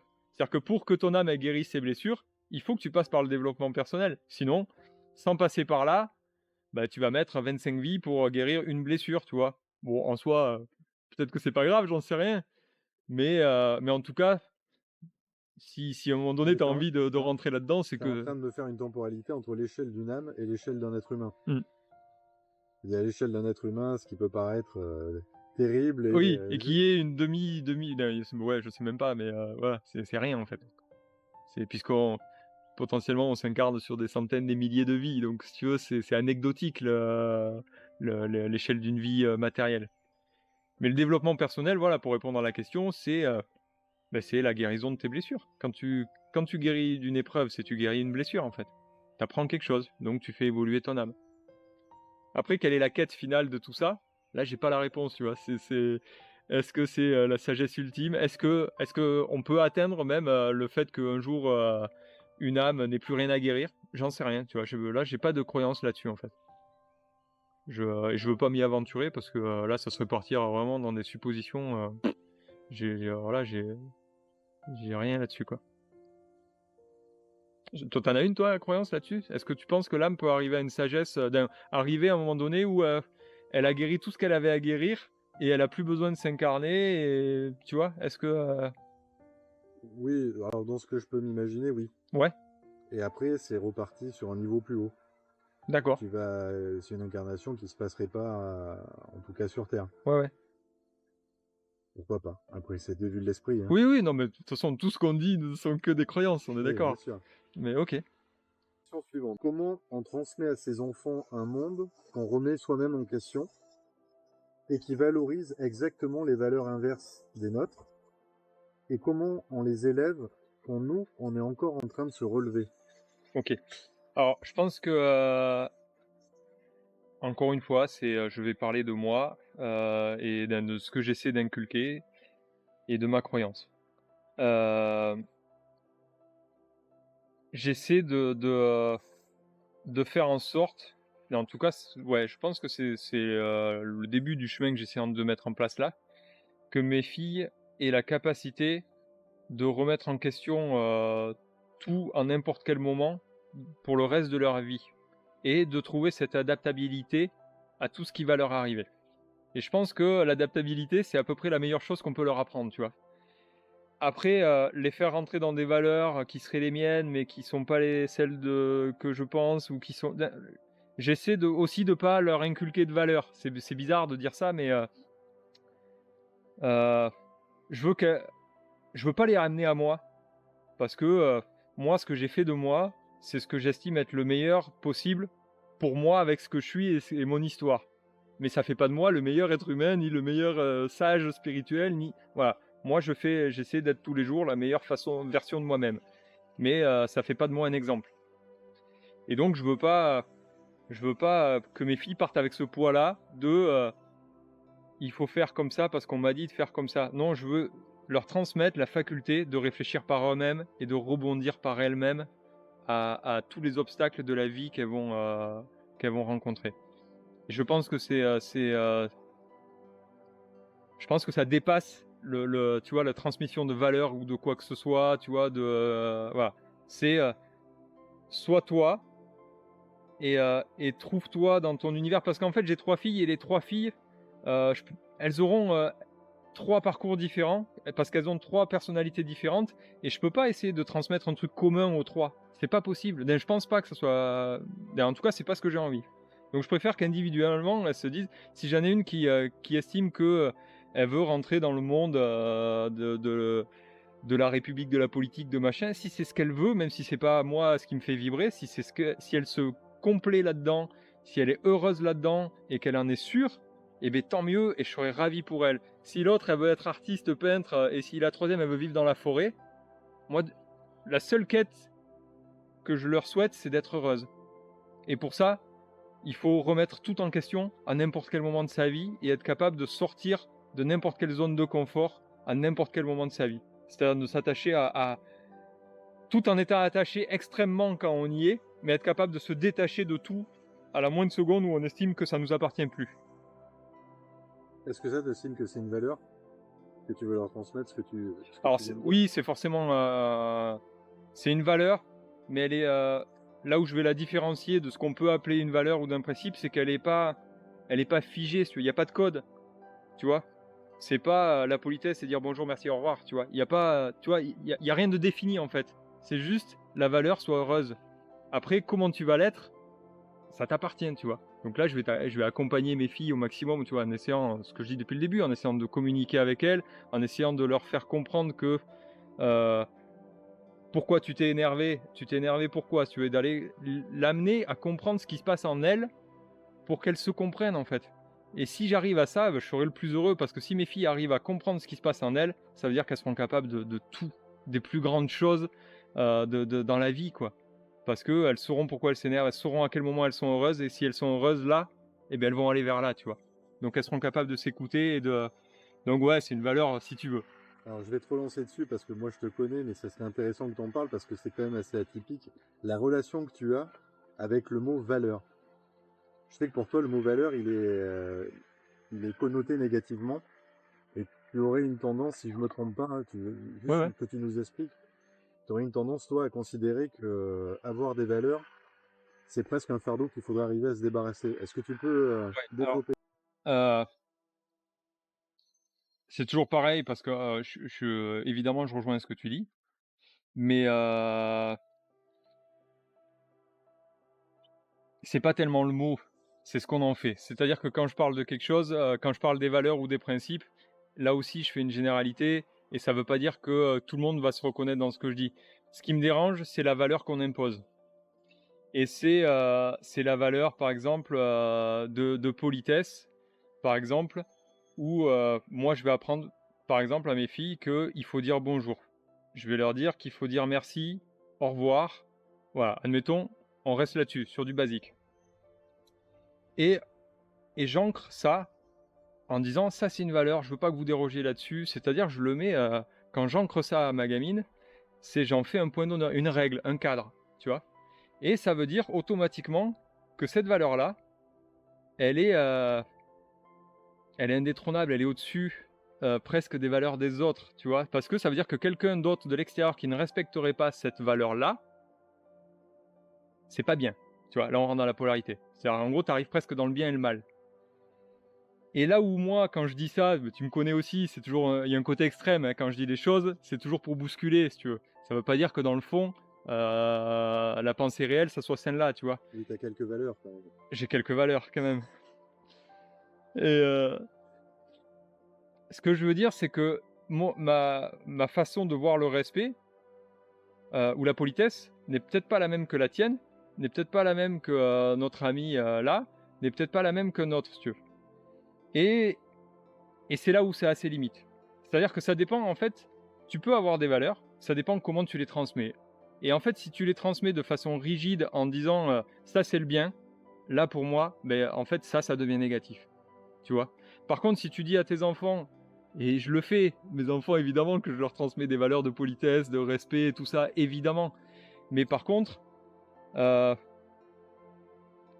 j'essaie de faire que ça soit pas fermé. C'est-à-dire que demain, si tu as un autre enfant qui va leur dire, là je pars vraiment dans un délire parce que j'ai pas d'autres exemples qui viennent, mais qui va dire salut au lieu de bonjour, si tu veux. S'il vient me voir en me disant il m'a dit salut, c'est irrespectueux, je vais juste lui dire non, mais si tu veux, c'est pas irrespectueux. Pour lui, ça veut dire la même chose que ton bonjour à toi, tu vois. C'est essayer d'ouvrir la vanne, si tu veux, et de pas positionner ses valeurs comme au-dessus des autres. Tu prends des valeurs chrétiennes par rapport à des valeurs musulmanes, bouddhistes, quoi que ce soit. tu prends la politesse dans chacune de ces religions-là ou spiritualités-là, c'est pas du tout la même. Est-ce qu'il y en a une qui vaut mieux qu'une autre? Non. Tu vois, j'en sais rien. Je pense pas. C'est juste qu'en fonction de ta culture, en fonction de ta famille, en fonction de plein de choses, il y a des choses, il y a des codes qui fonctionnent, mais ça en fait pas non plus une vérité. Et en fait, c'est sortir de la vérité. Donc toi, tu veux pas t'identifier à ta culture natale, du coup. Tu veux pas reproduire les schémas transgénérationnels de, par exemple, de politesse, de culture chrétienne, parce que tu es en France. Toi, tu estimes dans ces cas-là que tu n'appartiens à aucune civilisation. Je suis un être humain. Après, bien sûr que quand je regarde la finale 98, je me sens très français, tu vois. Évidemment qu'il y a quand même un côté des fois entraînant. Tu vois, on parlait de la Coupe Davis hier, quand j'allais voir que tu es dans ce stade et tu vois, tu as la France contre la République tchèque ou je sais pas quoi à l'époque qui jouait. Mais ouais, tu te sens français. Mais c'est quoi alors, tu te sens français en quoi? c'est purement mental. Hein.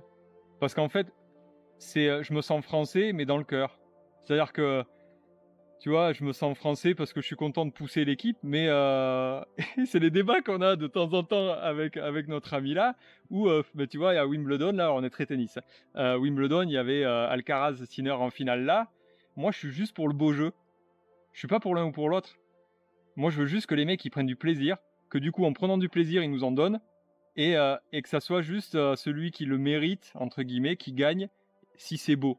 Oui, mais s'il y avait eu un Français, on aurait été pour le candidat. Mais pas forcément. Ah ouais, bah, là je te rejoins pas du tout.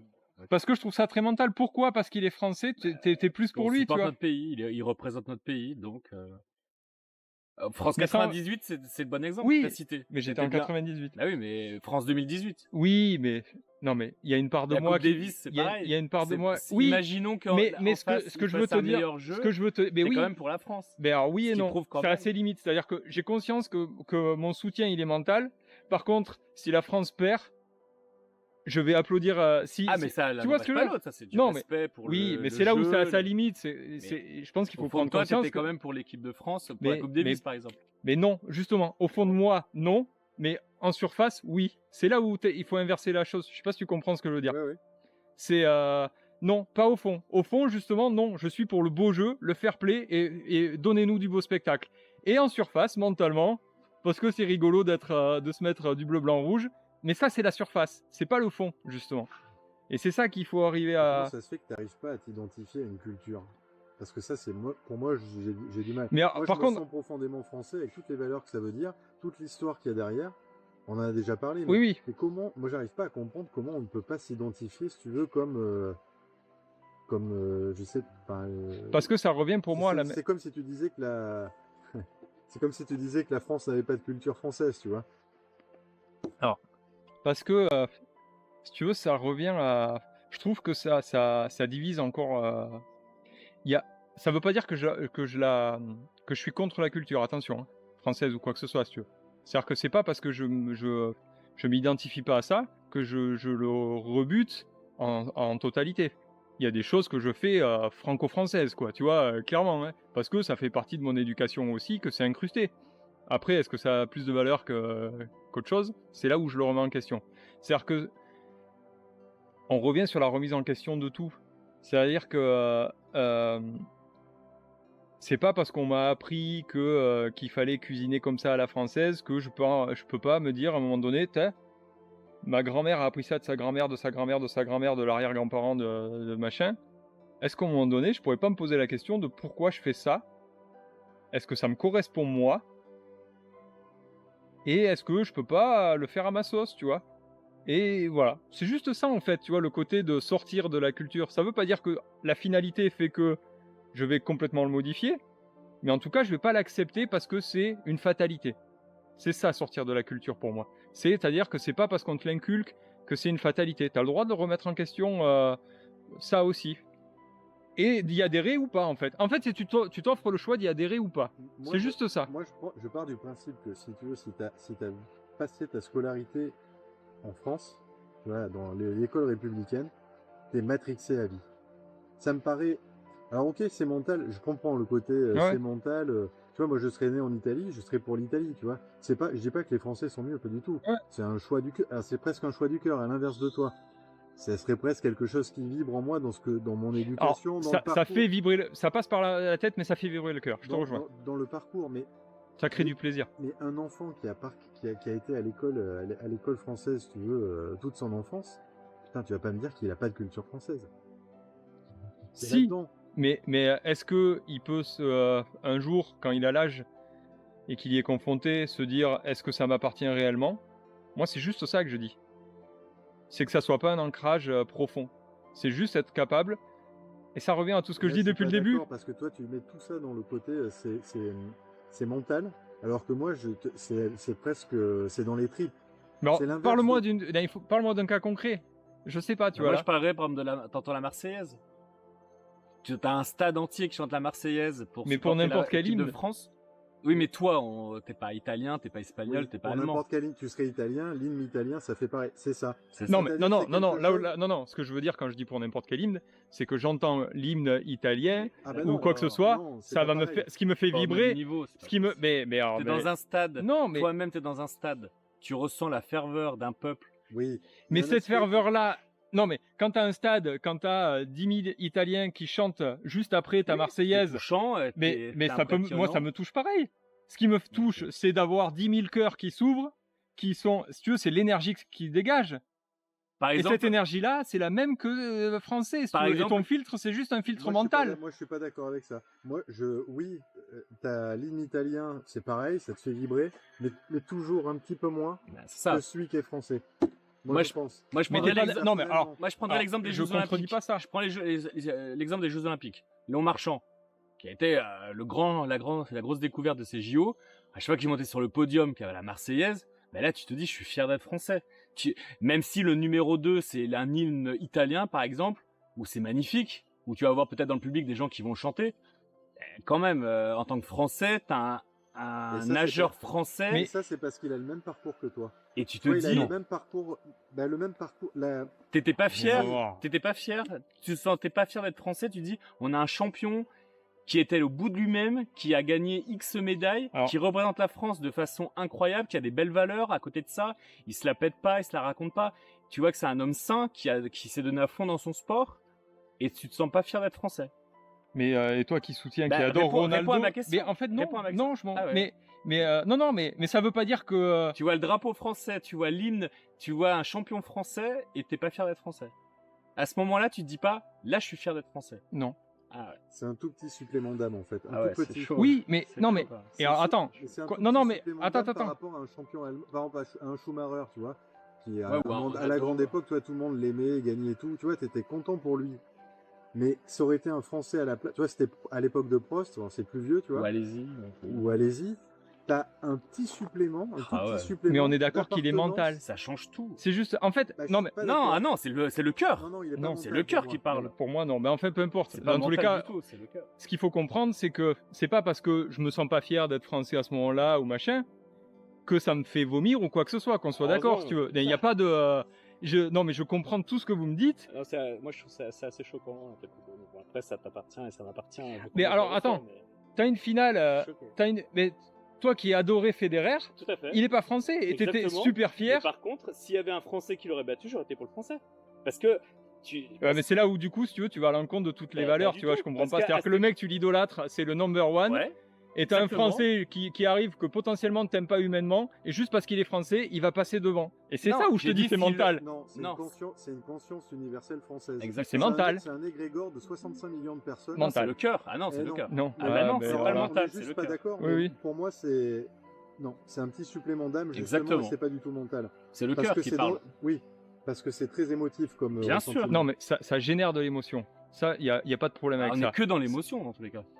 Léon Marchand Mais qui au gagne moment, aux Jeux si Olympiques. tu veux, quand bah- tu es obligé de réfléchir à la nationalité d'un mec pour savoir si tu le soutiens, C'est tu pas m'enlèveras pas. Si, c'est si, pas si. ce qu'on dit. On a dit Tu que quand m'enlèveras c'est un- pas le côté que Non. c'est mental. Non, Parce que quand- tu as une réflexion. Non, on a dit que quand C'est c'est pas un du cœur. Français qui gagne, on a un supplément au-dessus d'un Federer ou d'un Ronaldo, etc. Et pourquoi? Parce que c'est notre.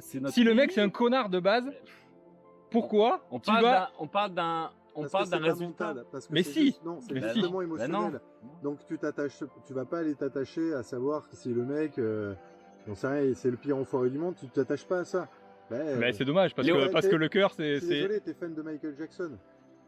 Il est très décrié. Tu t'attaches à quoi? À sa musique, à sa musique qui me fait vibrer. à l'artiste. Mais tout ce qu'il y a derrière, tu vas pas me dire que je viens de te prendre Ah oui, non, ton mais exemple parfait pour aller contre ce que tu dis. Michael Jackson, tu l'aimes pour sa musique, pour Ouais. l'artiste incroyable qu'il est. mais pas parce qu'il est américain, français ou belge. Mais Non, c'est mais pas ce qu'il a qu'on fait à dit. côté, je veux dire, tu passes outre et que tu l'écoutes toujours à la radio, tu vois. Parce que ça passe au-dessus. Parce que c'est Ce qu'on veut te- émotionnel. Ce qu'on veut te dire, c'est Oui, quand même que mais si demain j'ai quelqu'un qui chante, tu vois, Michael Jackson, on va revenir là-dessus. Il y a des chansons que j'adore, il y en a d'autres que j'aime pas, et je vais préférer d'autres chanteurs.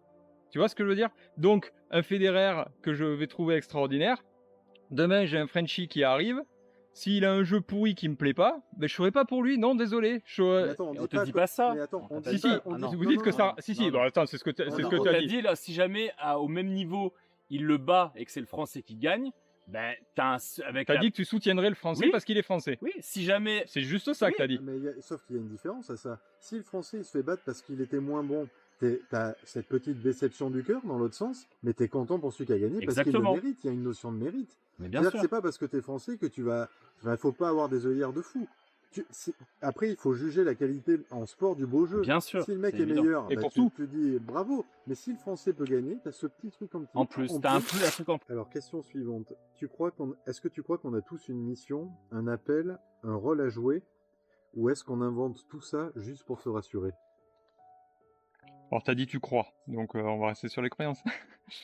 Il y a peut-être un peu des deux. Disons que une mission, je pense pas qu'on ait, si on a des missions, je pense pas qu'on en ait qu'une en fait. Il y a qu'à voir nos vies quoi. Parce que tous les mois ça change quoi. Donc dire t'as une mission générale, je pense pas qu'on ait une seule mission de vie, tu vois. Je pense qu'on a peut-être plusieurs.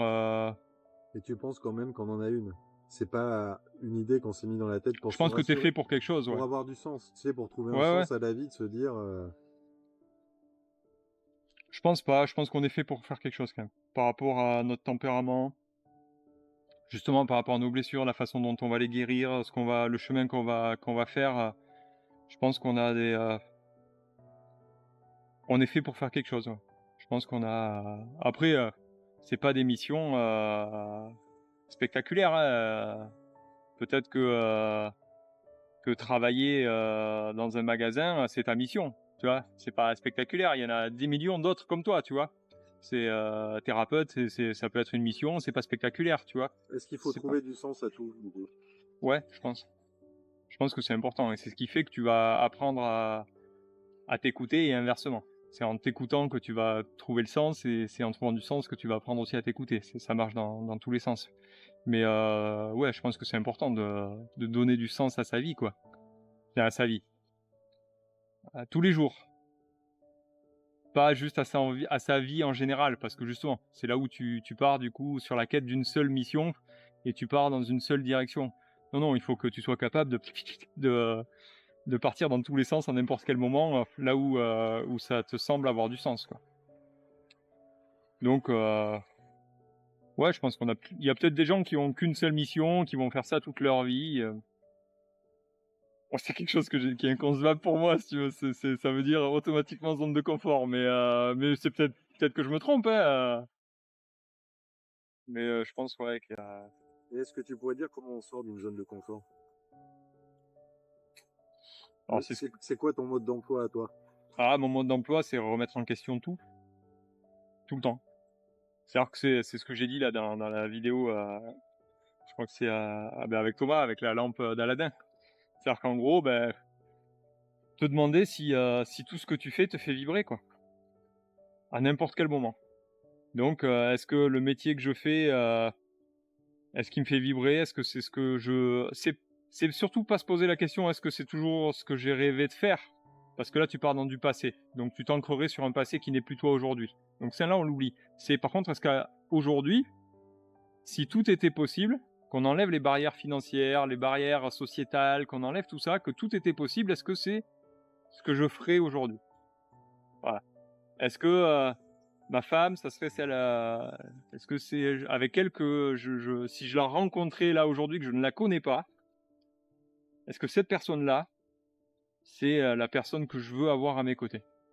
Est-ce que, mon groupe d'amis, est-ce que là, maintenant, tout de suite, j'ai envie que ça soit, mes amis? Et en fait, c'est ça, c'est remettre en question. Est-ce que la glace à la vanille que j'aimais hier, bah, est-ce qu'aujourd'hui, tu vois, je peux me dire: «Tiens, j'ai peut-être envie de chocolat», tu vois? S'autoriser même ça, c'est une zone de confort. C'est-à-dire ça peut aller très loin la zone de confort. Ça a pas d'impact, ou très peu. Si, ça a l'impact que tu formates, ton cerveau là-dedans. C'est-à-dire que toutes les petites zones de confort que tu vas avoir, la glace à la vanille, tu vois? Parce qu'un jour tu t'es dit que tu aimais la vanille et que la vanille, et du coup tu vas, parce qu'on dit: «Tel Ludo, c'est le mec qui aime la glace à la vanille». Donc du coup tu t'enfermes là-dedans, et même si des fois tu voudrais goûter le chocolat, tu dis: «Ouais, ouais, mais attends, on va plus dire du coup que Ludo c'est le gars qui aime la glace à la vanille, donc je vais rester sur ma glace à la vanille parce que ça fait parler de moi», tu vois? Donc il faut arriver à sortir de toutes ces petites zones de confort. Et comment on fait? Et en remettant tout en question et en s'écoutant, en se disant, pour la glace à la vanille, qui est l'exemple le plus con, hein, que j'ai pu prendre, mais il y a que celui-là qui m'est venu, heu, te dire: là, j'ai envie d'une glace au chocolat, parce que je le sens, je le ressens, tu vois? Ça fait partie de moi, là, à ce moment-là, et c'est passer ce cap-là de, Aller vers l'inconnu. aller vers l'inconnu, complètement. C'est Oui, exactement ça. oui, mais est-ce que tu penses qu'avec l'âge, on se crée pas des zones de confort? Je vais reprendre par exemple ton exemple de la glace à la vanille. Ben, à 20 ans, donc t'étais glace à la vanille. Après, t'as essayé au fil des années, framboise, chocolat, blablabla. Et en fait, à 40 ans, tu t'aperçois qu'en fait, c'est la glace à la vanille qui te fait le plus plaisir. Et du coup, est-ce que, effectivement, on se crée pas avec le temps, après avoir expérimenté plein de choses, j'ai remis en question plein de choses, mais qu'en fait, au final, plus l'âge avance, plus l'âge, on se dit, bah tiens, en fait, ma zone de confort où je me sens bien, bah ça va être cette glace à la vanille. Ce qui ne veut pas dire que tu n'as pas remis en cause et que tu es fermé dans ton confort. C'est juste que peut-être tu as expérimenté plein de parfums différents, puis qu'au final, bah, ok, j'aime beaucoup le chocolat, la framboise, mais qu'au final, c'est vraiment la glace à vanille que je kiffe. Et du coup, c'est pour ça, moi je pense qu'on peut pas être aussi fermé en disant il faut remettre en cause les choses et se renouveler parce que comme ça nous permet Mais d'avancer. si tous les jours tu te poses la question et que tous les jours c'est la vanille qui vient, ça me Non, va. non, c'est pas Tu vois? ça, c'est pas ça ce que je J'ai dis. pas de problème avec ça. C'est que je pense C'est que juste que si un jour tu as même passé 40 ans, si un ouais, jour tu as l'envie de chocolat, c'est juste être capable de passer au chocolat. complètement. C'est juste ça. Si tu veux, c'est que je suis d'accord que du coup, tu peux avoir des préférences. C'est pas ce que je dis, tu vois? Tu peux en effet dire, bah, j'aime pas du tout la fraise, tu vois? Et j'aime la glace à la vanille, tu vois? Et du coup, tu vas, mais en fait, la subtilité, c'est se dire, admettons, tu vas au resto, tu as le mec qui arrive avec la carte des desserts, c'est juste avoir la capacité de s'écouter à l'instant précis, à ce moment-là, et pas rester ancré sur non, non, j'ai déjà goûté 25 fois la fraise, j'en veux pas. Si à un moment donné, tu sais pas pourquoi, tu as une lueur de truc qui te dit putain, bah, j'aurais bien envie de réessayer parce qu'elle est peut-être différente de celle que j'ai goûtée, et c'est avoir cette capacité-là, juste à dire bah, à ce moment-là, je vais le retenter. Et peut-être que tu reviendras à la vanille parce que tu vas pas aimer la fraise, mais tu auras sorti le pied d'une petite zone de confort qui t'aura fait revenir dedans, mais avec certitude. Alors, Et ça, je trouve ça je suis juste assez génial. d'accord et moi je dirais, je pense que nos zones de confort, il faut si on s'en crée, il faut se les créer le plus tard possible. Non pas commencer notre vie avec des zones de confort, mais petit à petit, avec l'expérience, avec la vie qui passe, après avoir essayé plein de choses, peut-être s'en créer. Moi, je pense que moi, c'est là-dessus que j'irais. Ouais, je sais C'est que pas. je voudrais pas qu'on démarre nos vies avec plein de zones de confort, parce qu'effectivement, ça nous ferme les portes à plein de choses.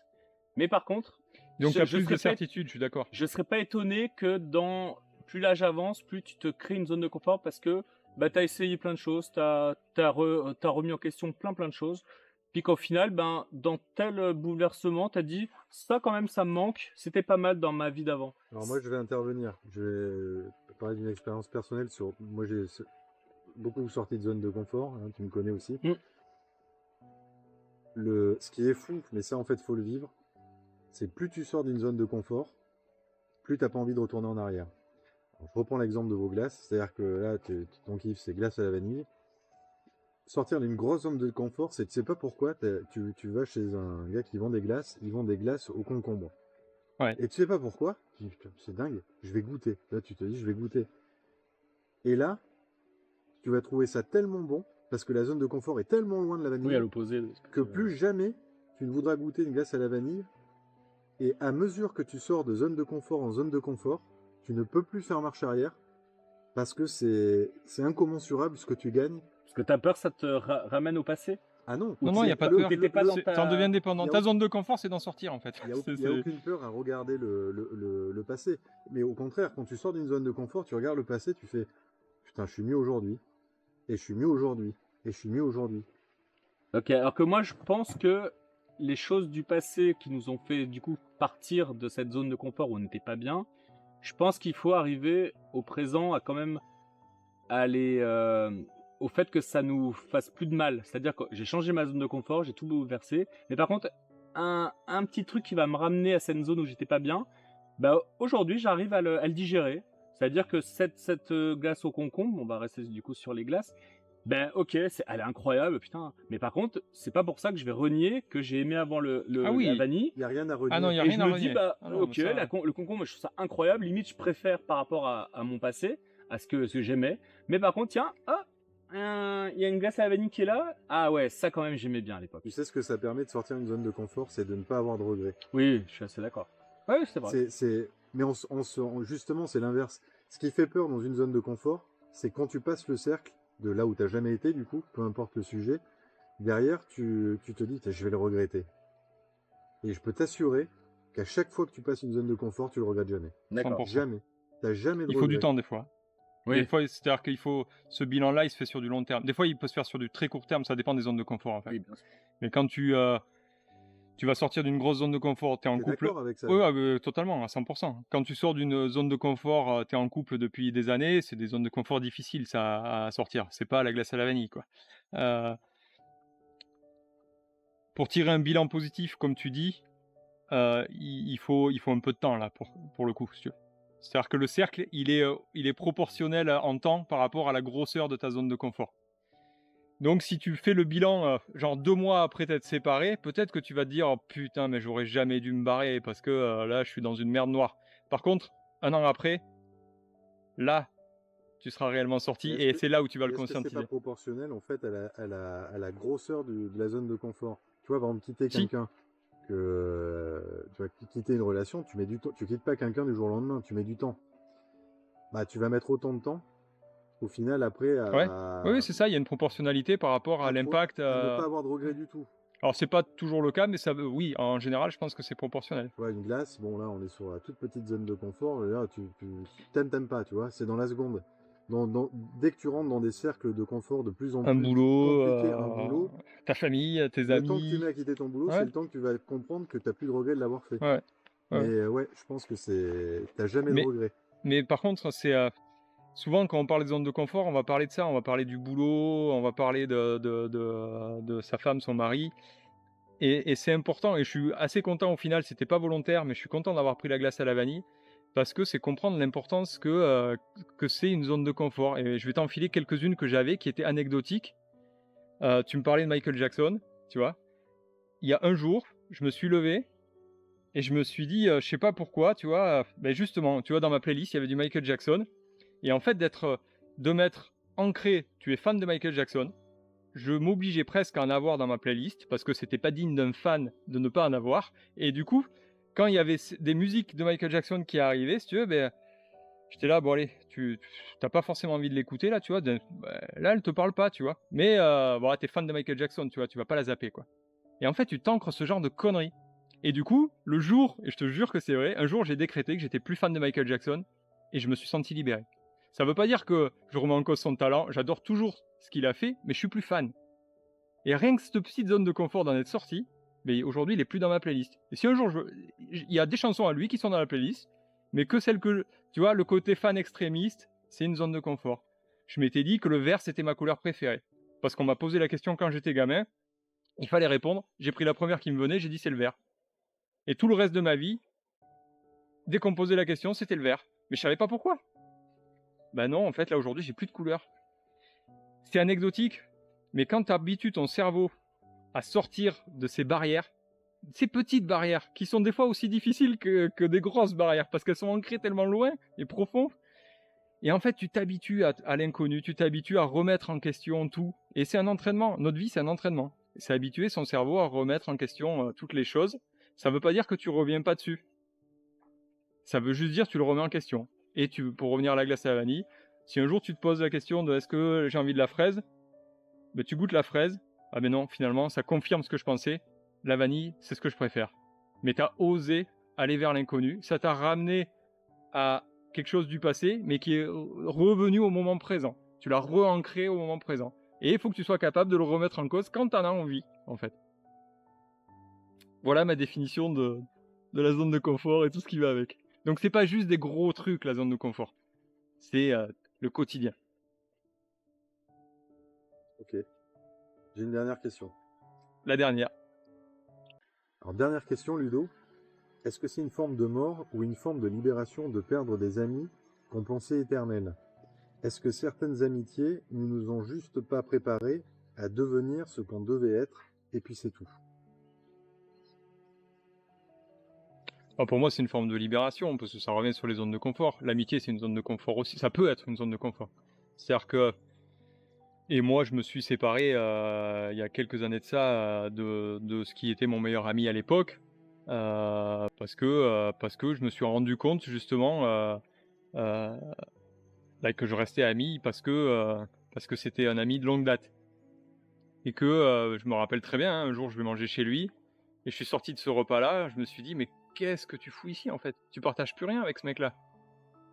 Il n'y a plus rien qui te...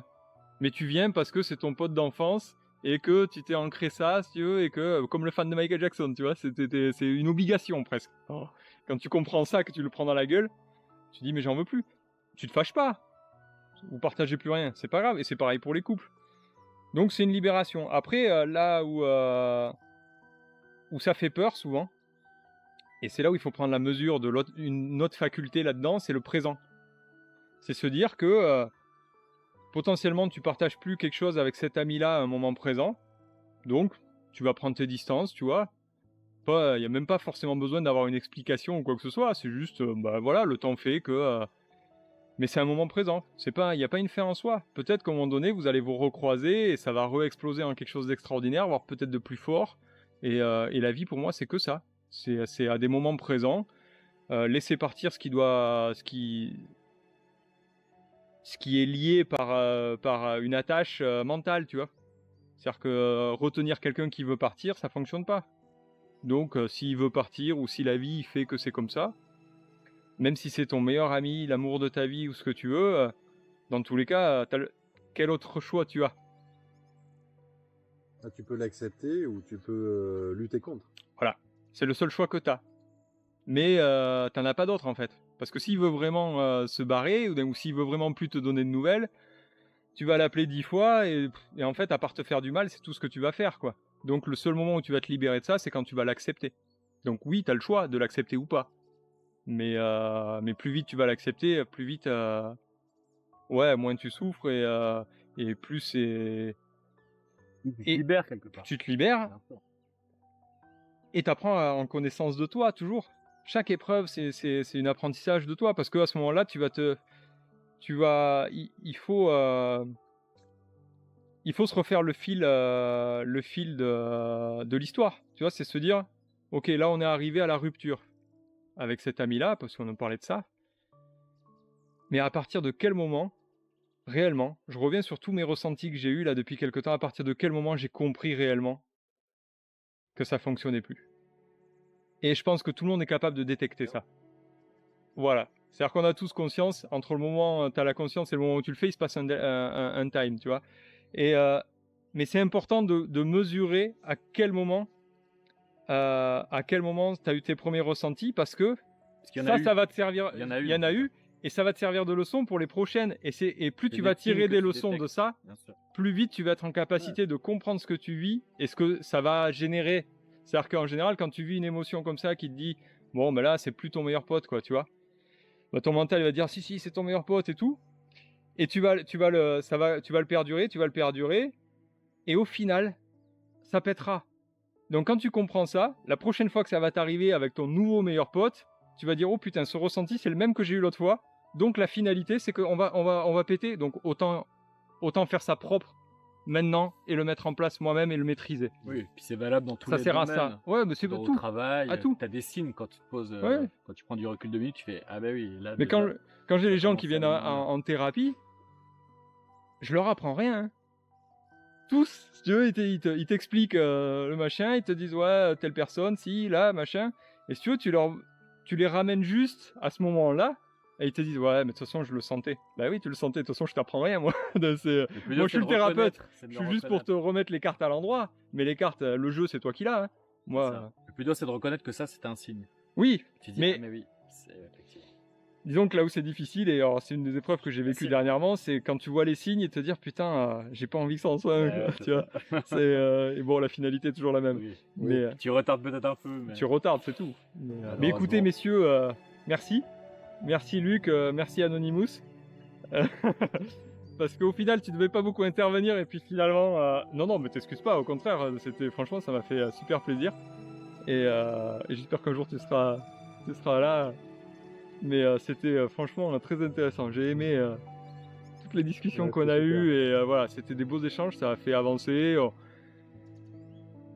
Et on n'a pas sorti de vérité de quoi que ce soit, mais on s'en fout, on n'est pas là pour ça. Voilà, on a exposé chacun ce qu'on pensait, et c'est ça tout le thème de cette chaîne. Et voilà, franchement, encore merci à vous deux. Merci à vous si vous êtes arrivés jusque-là et que vous avez regardé la vidéo en entier. Like, commente, dis-moi ce que tu en as pensé, ce qui t'a bousculé, ce que tu as aimé, et partage cette vidéo. À bientôt, on se voit dans la prochaine. Ciao, ciao!